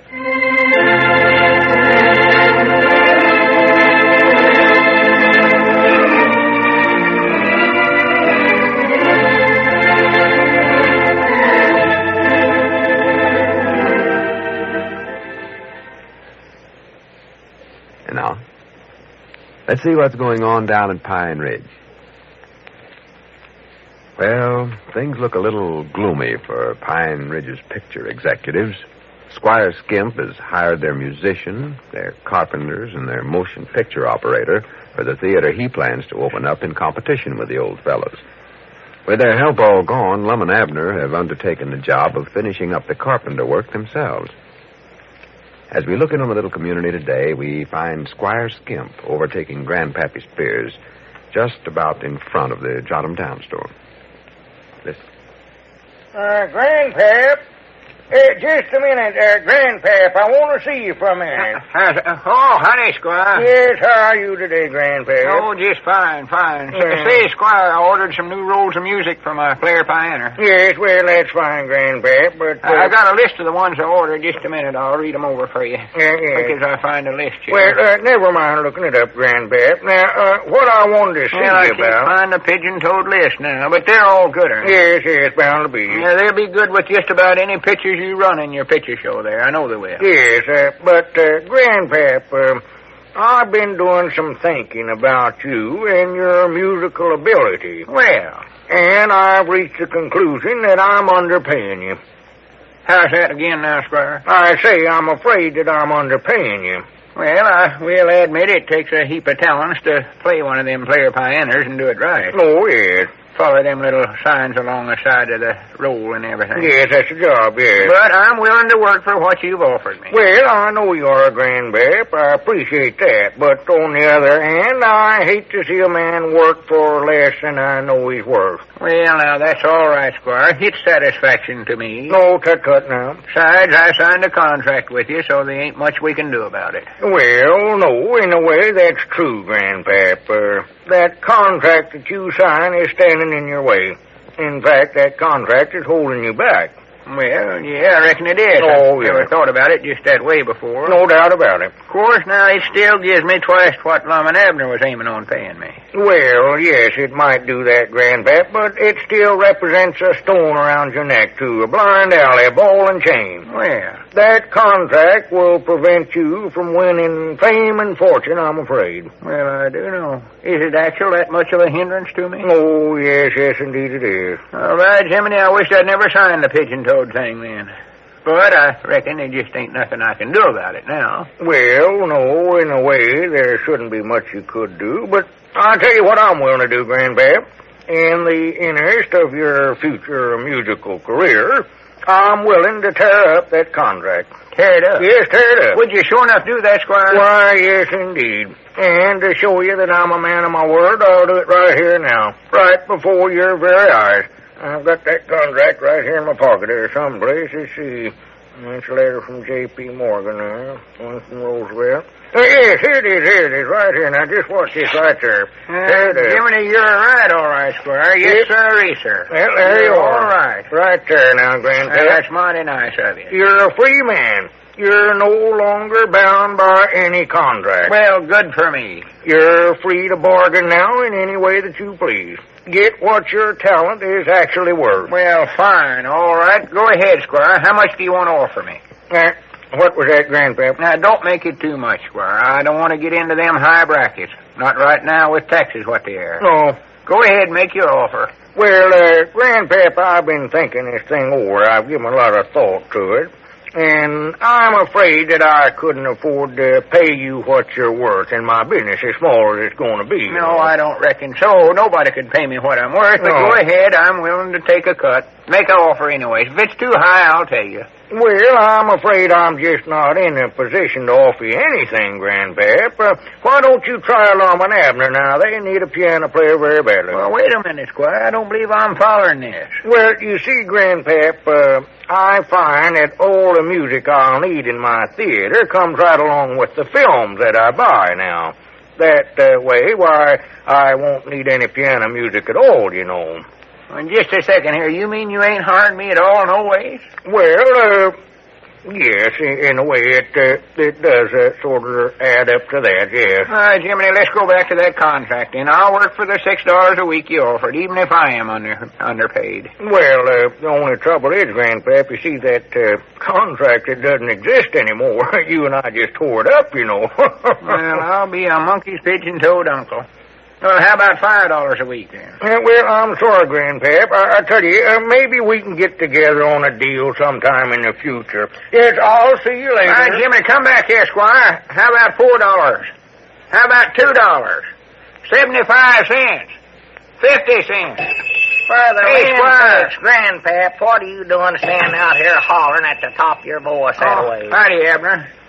Jiminy, I believe you're just the feller I want to see. Well, I don't want to see you. Now, go on now, move along. I don't want you standing in front of our store. Now, wait a minute now. This is public properties out here. Not where your left foot's at, it ain't. We own the ground from out to there. Go on now. Move your left foot. Get it off on our property. Now, Abner, don't be so hard. Go on. After all, me and you's been good friends for years and years. As far as I'm concerned, that friendship ended yesterday when you quit us and signed up with Squire. Go on. Well, that's what I wanted to talk to you about. I don't want to talk. I've been studying about that, and I've just about got myself to where I think I'll change my mind. Change your mind? Yes, sir. I just got to thinking that I wouldn't want to pay the pioneer for that snake in the weed Squire Skimp, no matter how much money he wants to pay me. Doggies, now you're talking some sense, Grandpap. Come on inside here. Let's talk this thing over. Come on, Yeah, I want to good get idea, Yeah, let me get the door inside. Yeah. Lum ain't here right now, but I know he wants to get you back, so I believe it'll be all right for me to go ahead and make a deal with you. Oh, sure it is. You're a partner just as much as he is. Why, of course I am, sure. Sit down there, Grandpap. Take the good chair. Take the rocker there if we're going to make a deal. Thank you. That's awful thought of you. It's all right. All is like for a feller to be comfort when I'm dealing with Yeah, him. whereabouts is Lum at? Oh, he's over at the warehouse working on it. See, we got to finish remodeling that building ourselves, 'cause Squire Skimp hired all the carpenters right out from under us. We ain't got nobody to work for us, nobody we can get. Yeah, I know that. Lum ain't doing the work by himself, is he? Well, him and me sort of taking turns over there. He works for a while, and I look after the store, and then I go over and work, and he looks after the store. And Mousy Gray, he's helping his spare time, and Dick Huddleston is helping us some. Everybody's pitching in on it. Uh-huh. Well, now, about this Pioneer playing deal, Abner. Well, here, though, wait a minute. Didn't you sign a contract with Squire Skimp? Well, now, let me tell you about that, You Abner. sign one with him, you can't play for us, Grandpap. Well, now, wait a minute. Let me tell you. All right, Just this go ahead. morning, I said to Squire, I think you ought to pay me more money, Squire. And he says, well, Sir Grandpap, he says, I got to admit you're worth 4 or 5 times what I'm paying you. Did he say that? That's what he said. Them's his exact words. Well, he must have been just joshing you then. No, sir, that's what he said, and he's right, too. Yes, huh? He says, I got to admit you're worth 5 or 6 times what I'm paying you. I thought you said 4 or 5 times before. Yeah, whichever it was. Yeah. But he says I got your signature on that contract, so it just looks like you're stuck, Grandpap, he says. Yeah, that sounds just about like that, varmint. So I says to him, Squire, I says, I'll show you what I think of that dad-blasted contract, and right then and there I picked up that pigeon-toed contract and I tore it clean up. Tore it up? Yes, sir, in little bitty pieces. Well, good for you, Grandpap. Well, I just had to do it. My friendships here with you fellas have just meant too much to me. Well, I know that it does me good to hear you talk that way, Grandpap. That is a true friend, a true and tried friend. That's what you are. Well, it just looks like I'm free again now, and you fellas can harm me back. Well, good. Let's see now. What was it we was aiming on paying you when we first hired you? $3 a week, weren't it? Well, yesterday you made an offer of $10 a week, though. Oh. Well, that was when we was trying to get you back from Squire Skimp, though, Grandpap. That don't count. I know, but don't forget I can always go back to him, you know. Oh, yeah, that's right, ain't it? Well, let's see now. Tell you what I'll do, Abner. Old friendships and all. I'll work for you for $7. How's that? Doggy, that sounds kind of high, don't it? Well, make it 6 then. I don't care. Money All don't right. mean nothing to me. $6. I reckon then it's a deal. Well, howdy, Lum. I never seen you coming up out there. Granny's I'm tired. Well. Hello there, Grandpap.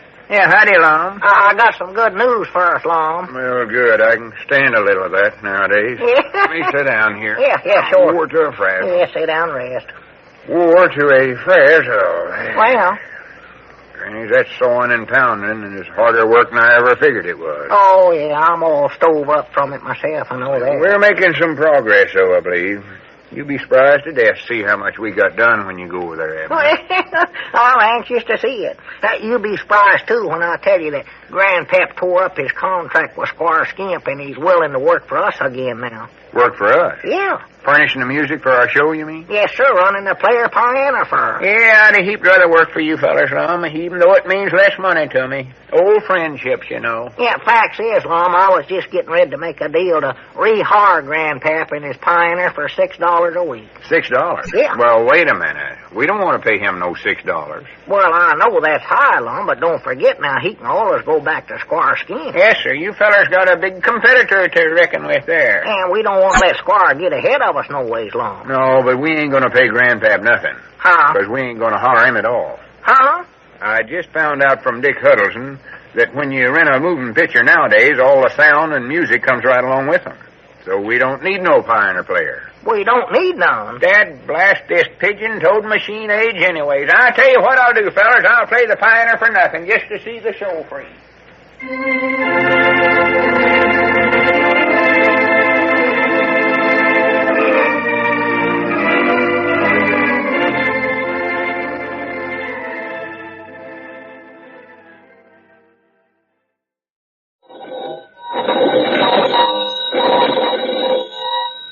Granny's, Abner. I believe that's our ring. I know his Lum. I believe you're right.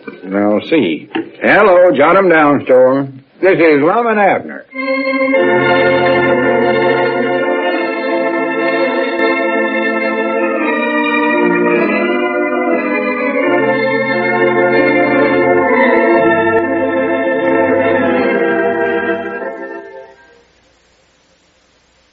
And now, let's see what's going on down at Pine Ridge.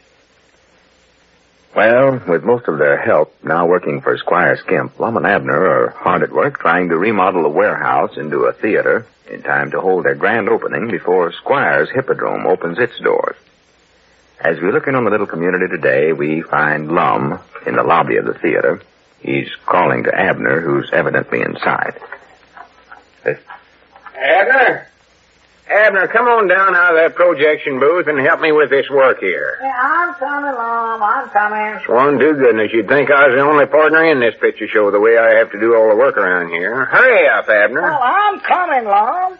Just right in the middle of studying on that moving picture machine up there. I believe I got it all figured out now, though. Well, it seems to me like all you've been doing today is fooling around with that machine. Well, Lum, I got to be able to run it before we can open up our picture show, you know. Well, what I can't understand is why you never learned more about that machine when you was in there at the county seat. Huh? Granny, you was in there might not a whole week.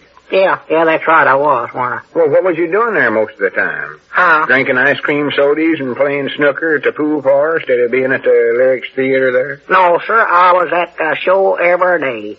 But, well, I don't know, Lum. It just seemed like every time that fella started running that film through there, well, I get so interested in the picture that I just never watched the machine or heard what the fellers tell me or nothing. Well, if that don't beat the bugs a fighting. But I catched on to it pretty good now, though, I think. Well, it's about time. Yeah. Here, take this hammer and get to work. Help me get this box office built. Yeah, sure. Whereabouts is Dick Huddleston at? I thought he's helping you do this. And where's Mousy Gray? Well, Mousy had to get on back to the defense plant. Oh. And Dick had to make a business trip into the county seat. In the county seat, huh? Yeah. Glad he's making that trip, though, because he said he knowed a place in there where he could rent some chairs, he thought. Rent some chairs? He's going to see about getting some first. Well, good for him. Won't old Squire Skimp have a fit when he sees us getting a batch of chairs sent out here from the county seat? He's going to have a lot of fits before this thing's over. Oh, yeah. Well, for the land's sakes. Look there. There comes that Cedric Weehunt up out there. Oh, him. Now, I reckon what he's coming around here for, I bound you that Squire Skimp sent him over here to spy on us, Lum. Yeah, wouldn't be surprised. Just about. That's the way Squire does things, all right. We just won't tell him nothing. Not a single nothing, don't tell him. Of course, maybe Squire's done fired Cedric like he done Grandpap yesterday. Fired him? Yeah, he could have. Yeah. So now Cedric's sneaking back here to get us to rehire him again. Douglas, we just won't do it. He quit us once, and he can just stay quit. That's the way I might learn him a good lesson. Yeah. Yeah, find out. Look at him. What are you doing around here, Cedric? Howdy, Mr. Abner. Howdy, Mr. Lum. Why don't you stay over there with Squire Skimp? Do you think so much of him? Oh, I don't think so much of Mr. Squire. I just like the wages he pays is all. Oh. In other words, Cedric, all you're interested in is the almighty dollar, huh? Lum? Oh, nothing. Just skip it, Cedric. What's all that stack of papers you got stuffed in your pocket there, Cedric? Oh, that's just another job I picked up today. Job? Yes, Mom. Delivering some little old handbills. Pays pretty good, though. Well, Lord me, Cedric, how many jobs have you got anyway? I don't know. I ain't counted them yet. You'll be a millionaire or a thousandaire here before you know it. You're still working at the defense plant, too, ain't you? Yes, Mom. Would you fellas like to have me help you there with that carpenter stuff there? No, Cedric. We couldn't ask a big, busy executive feller like you to help us none. We couldn't pay you the kind of money Squire Skimp pays over there. I can't pay you no $100 an hour. That's about what you'd want. No, I don't care about that. I ain't worth that much no ways. Not quite, anyways. No, sir. I just like to do it to help you fellers out, so. Wait a minute now, Cedric. I believe I see through this whole thing. If you think you're going to get your job back running our picture show machine, you got another guess coming. Oh, I couldn't take that job back. I'm signed up on a contract to run Squire Skimp's machine. I can't quit him. Oh, well, what are you hanging around here for? Are you spying on us, Cedric? No, Mom, I don't think I am. Huh? I just happened to drop by and seen you here and thought I might help you some way or other. Well, you know, Abner, we could use another hand here. All the work we still got ahead of us here. Yeah, we need some help, all right, but... Oh, well, I don't care. Get a hammer there, Cedric, and pitch in. Wait a minute, though. What about them handbills you're supposed to be delivering? Oh, I can just set them out there on that post, and if anybody wants to take one, they just pick one up. Yeah, that's a good idea. I'll do that, Cedric. Yes, Mom. I don't reckon they're much importance no way. Oh, no. I never seen none that was. Generally, when I got handbills to deliver, I just throw them in a culvert. or burn them up one. Here now, wait a minute, young feller. Did you used to do that when you delivered handbills for us over at the store? Uh-huh. Oh, no, Mom. No, Mom. I never done that with yours, I don't think. Dog it, if I'd known that's what you was doing with them, I'd have taken you by the nape of the neck. All right. Let's cut out this arguing and get to work.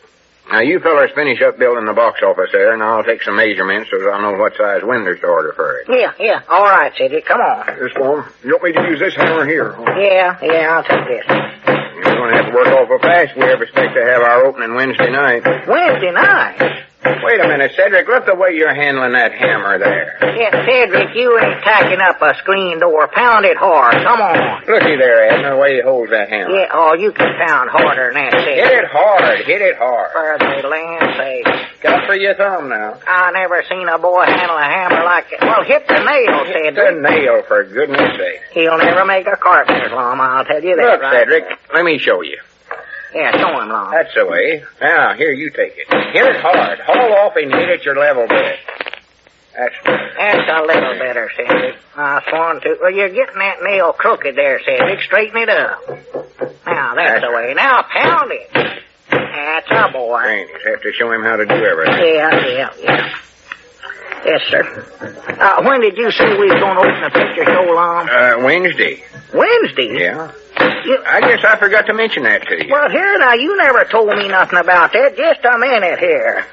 Why, I did too, didn't I? No, I know. I held a short meeting once this morning. We decided on that. Well, good for us. I'm always glad to find out what we've been doing anyway. See, I was afraid that if we waited any longer than that, why, Squire would be ready to have his grand opening, and if he gets ahead of us on that, why, then we'd be lost. Yeah, you're right about that. Well, but can we get ready by then, Lum? Well, I don't know. We got to do it where we can or not. That's all we are to it. Well, we'll just have to work night and day then. Uh-oh. Now we did it. Now we did what? Cedric, don't you get it, Lum? Cedric? Yeah, you ought to have told him about us having our grand opening on Wednesday night. He'll run right back and blab it all to Squire Skim. Grannies, that's right, ain't it? I forgot about that. Why, sure. Mr. Abner, I don't believe you spelled Wednesday right there. He knows about the Reddit. Dad blame it anyway. Listen, Cedric, you're a good friend of ours, ain't you? And we've did a lot of favors for you. Set up with you when you's ailing and lent you money when you's needing it and all that, haven't we? Yes, Mom, I reckon so. Can't we give you your first haircut, too? Recollect, your pa come over here and he's going to whip both of us. Yes, Mom. Excuse me a minute, Mr. Abner. There goes Tom Foster. Hey, Mr. Tom, take one of them handbills there if you want them. Take several of them and give them to your friends. All right, go ahead now. What was you fellers saying now? Well, Cedric, if you went back and told Squire when we was having our opening, why, he'd more than likely fix it to where he'd open up the day before, and then that'd plumb ruin us. Yes, Mom. So you won't tell him nothing about Wednesday night, will you, Cedric? No, Mom, I promise I won't tell him. Cross my heart I won't. Well, good. Don't even bring up the subject. No, Mom. That's a good boy, Cedric. Wait a minute. Hey, Ulysses, take a batch of them handbills there with you. Yeah, them's the one. Take a batch of them with you. Well, what are you interested in getting them handbills? Just helping Cedric. He's helping us here, Lum. That's right. I'd like to help him get them delivered. Now, recollect, Cedric, we're putting a lot of dependence on you to keep this from Squire. Yes, Mom, I ain't going to tell him. Well, good. Well, come on, let's all get back to work now. Yeah. Wednesday night ain't very far away, you know. Oh, no. Come on, Cedric. Let's get started. Come on, don't stay Well, I down. don't believe I can work no longer now because I have to get home for supper. Supper? Well, me, is it that time already? Well, for goodness sakes. Look at that. Huh? My watch says 6:30. Well, wonder what time it is. I don't know. Must be close to that, though. Yeah. I had no idea it was that late. Well, we better be getting some supper. Well, listen, Cedric, if you have any spare time tomorrow, why, you come back over here and give us a hand. We've got to hurry up and finish it. Yes, Mom, I will. Well, good night, Mr. Abner. Good night, Mr. Lum. Good night, Cedric. Yeah, good night, Cedric. Much obliged. Thanks for helping us. That boy, such a carpenter's heel made. Oh, couldn't get a nail straight to save his life. No, it's a Gonna shame. have to pull all them nails out and drive them in there again. I was just looking at him, just running around, but he thought he was helping anyway. Yeah. We can just leave everything right where it's at here, Abner, because we'll be back directly after supper and work some more tonight. Yeah, that's a good idea, Bring a lantern over to see by it. Yeah. Elizabeth said that she cooked up some kind of surprise for us tonight, Lum. Cooked up a surprise? Yeah, I don't believe I ever ate any of that. Well, this is a special dish of some kind. I'm just hoping it's apple pie. I love apple pie. Oh, yeah. Just love it. That's my favorite item. Cedric forgot his handbills. Oh, yeah, he did. Well, here, I'll take a batch of them and give them to Mary, and she can give them out to her friends and help him. What are they for, anyway? Oh, I don't know. See here, it says. Oh, my goodness. What's the matter? Listen to this, Lum. Announcing the grand premiere of Pine Ridge's new Deluxe Theater, Skimp's Hippodrome, 8 p.m. Tuesday night. Tuesday? Oh, my goodness, Abner, we're...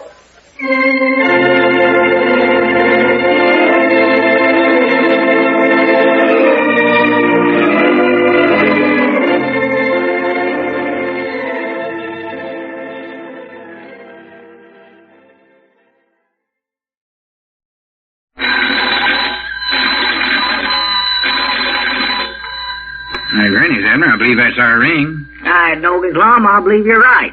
I'll see. Hello, jot 'em down, store. This is Lum and Abner.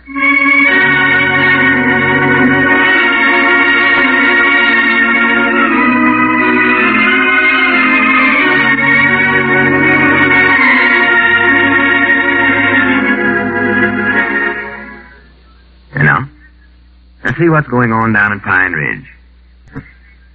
Well, Lum and Abner's motion picture theater is very near completion now, but it looks as though Squire Skimp will be the first one to open.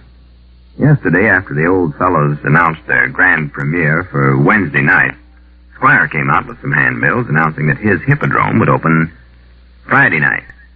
As we look into a little community today, we find Mousy Gray in the lobby of the theater as Lum approaches. Listen. Yeah, hello, Mousy. How's everything coming? Oh, well, hello, Lum. Whereabouts is Abner at? I got some good news for us, I believe. Oh, why, he's upstairs. What are you reading there? Is that one of Squire's handbills? Oh, this. Yes, sir. It tells all about the grand opening of Mr. Skimp's new Hippodrome Theater. It sure sounds like a good show he's got there, don't it? Mousy, don't say that. Don't never say that. Oh, did I say the wrong thing, Lum? Just throw the handbill away and let's get to work. Yes. I thought I burned all them dadgum advertisements of his up. Gee, according to this, the Squire's going to have his grand opening the day before you have yours. You advertise yours for Wednesday, Lum, and it says here that his is Tuesday night. I know that, Mousy, and I'd rather not hear no more about it. No, sir. Snake in the weeds. He just waited till he found out we were going to have our opening premiere on Wednesday night, and then he set his up for Tuesday. Yes, sir. I never in the world figured he could get ready by then, but Mousy, I told you to stop reading that thing. Oh, yes, sir. It does sound interesting, though. Now, look, just tear it up and throw it away. No. Whereabouts did you say Abner was at? Why, he's upstairs in the projection booth. He said he had to run that picture that you rented for your opening over. Oh, swan to goodness. Is he running that thing again? That's what he said. Abner, come down here and get to work. That's about all he's done the last couple of days. Yes, sir. Wish he'd never learned how to operate that machine now. Abner, I told you to come down here in the lobby. Yeah, I'll be down 2 minutes. Down here, that's crazy, Abner. Sat up there and seen that picture clean through 5 times. 5 times? At least Well, he's just going to ruin his eyes. That's what he's going to do. Yes, I don't see how he can stand it. oh, gee, I don't either. I know about the 3rd or 4th time I seen, when I first run it, I got so sick and tired of it, and then I kept looking at it. What'd you say, Lum? Oh, nothing. Oh, well, is your picture a good one, Lum, at Vulture's Revenge? Yeah, it's pretty good. I'm beginning to like it, sort of. The feller that sold it to me said it was going to be one of the big pictures of this year. Oh, gee. That's good. It's what they call a western. Western? Lots of shooting and fighting in it. Yes, sir. Got a great star, too. Llewellyn Belknap. Well, who, Lum? Llewellyn Belknap. Oh. The feller sold it to me said this Belknap would be the sensation of the film world in about 6 months. Oh, yes, I never have heard of him. Well, you will, though. Yes, sir. He plays the part of Texas Jim in our show. Texas Jim. He can. He fights. You ought to see the whipping he gives the vulture. The vulture's a villain, and he steals cattle, you see. Yeah, watch out there, Texas Jim. Look out there. He's hiding in the bushes. Watch out for him. Watch him, man. For goodness sake. What was that, Lum? Oh, every time Abner gets to that one place in the picture, he sticks his head out of the booth and hollers at Texas Jim. Oh. Tells him where the vulture's hiding to jump on him. Oh, I see. Abner, come down out of there. I'm coming up there and whop you right on top of the head with something. All right. I'll be down there. Well, you'd think I had a 4-year-old young'un for a partner. Yeah, a grown-up adult of a man. Yes, sir. Well, what is it that you want me to do next, Lum? I believe I've got everything done on the box office that you told me to do. Well, there ain't nothing more to do on that till we get them windows ordered first. Get the windows. Yeah, I believe the next thing we ought to get done is... Well, there comes Abner. Final tore himself away from there. Yeah, all right. Stick 'em up there. Reach for the sky. Texas Jim's here and he means business, see? Oh, for goodness sake, You ornery coyote. Thought you'd steal them cows and lay it off on to me, did you, Mr. Vulture?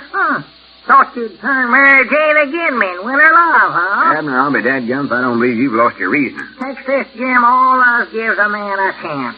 Go for your guns, partner. Abner, shut that up.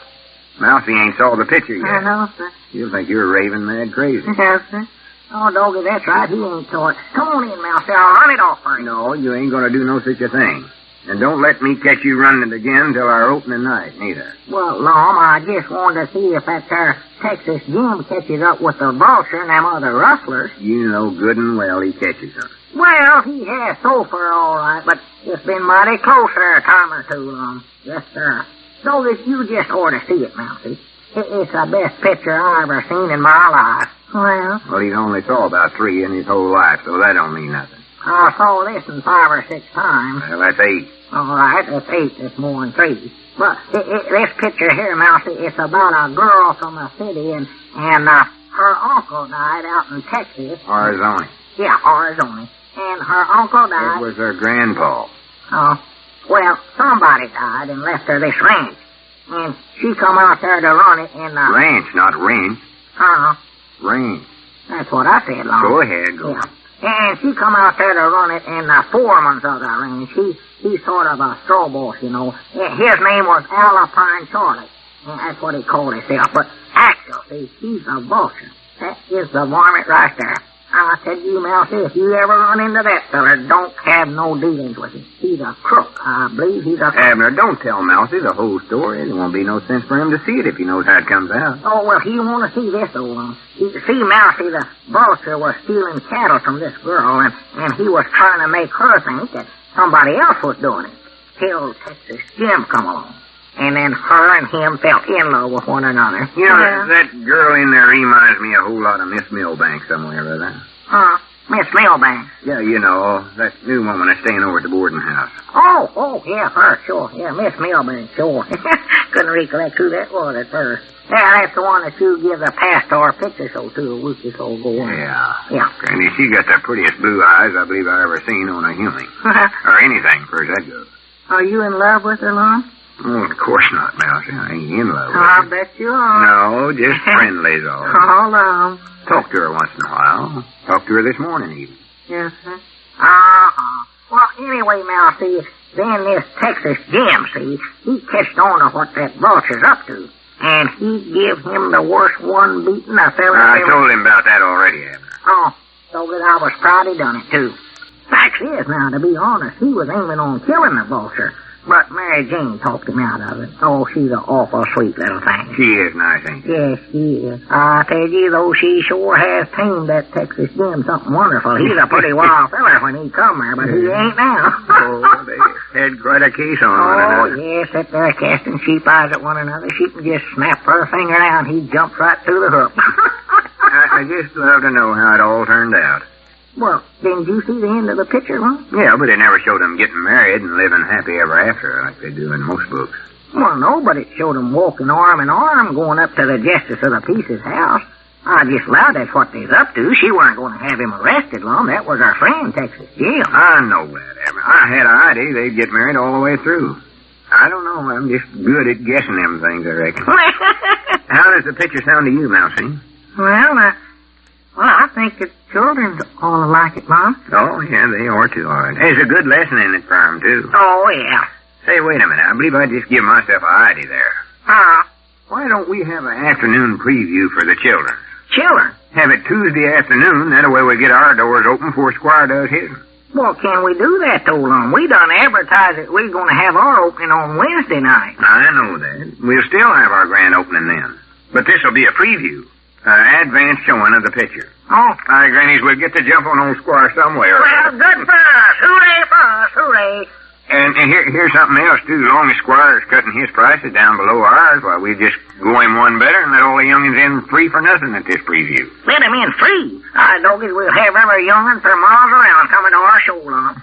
Wait a minute, though. We ain't got no chairs yet, Lum. Well, that's some good news I was bringing you. Dick Huddleston made a deal with some feller at the county seat yesterday and rented us a big batch of chairs for 3 months. 3 months? And they'll be here Monday. Monday? Why, Doggies, we're all set. Won't old Squire squirm when he hears about this? I wish you could keep him from hearing about it, though. Because he'll more than likely try to pull some underhanded trick. Yeah, he'll do it. And we got to advertise it, though, or we won't get no crowd. Yeah. Wait a minute, I know, Lum. Let's advertise this preview for next Thursday instead of Tuesday. Then we'll have it on Tuesday. That'll fool old Squire. Yeah, but it'll fool everybody else, too. Oh, yeah. Nobody won't come. Well, say, I believe I've got a better idea. Say, why don't you fellas hold this preview Tuesday evening instead of the afternoon? Have it at the same time that Squire's having his grand opening. That'll take a lot of business away from him. Yeah, it does sort of sound like a good idea, Mousy, I believe. Well, I'd rather we wouldn't do that, though, Lum, 'cause, Tuesday night's a pretty bad night for me, I'm fearing. What's the matter with Tuesday night? Well, nothing except, I was just sort of aiming on Karen Elizabeth over to Squire's picture show that night. Over to Squire's? Yeah, I read them handbills of his and Lum. If that show's half as good as he claims it is, I don't want to miss that. Well, for goodness sakes, Abner, that ain't going to look right. Why not? Well, see, I sort of promised Miss Milbank I'd take her over there. And it just ain't going to look right for me and you both to be going to our competitor's grand opening.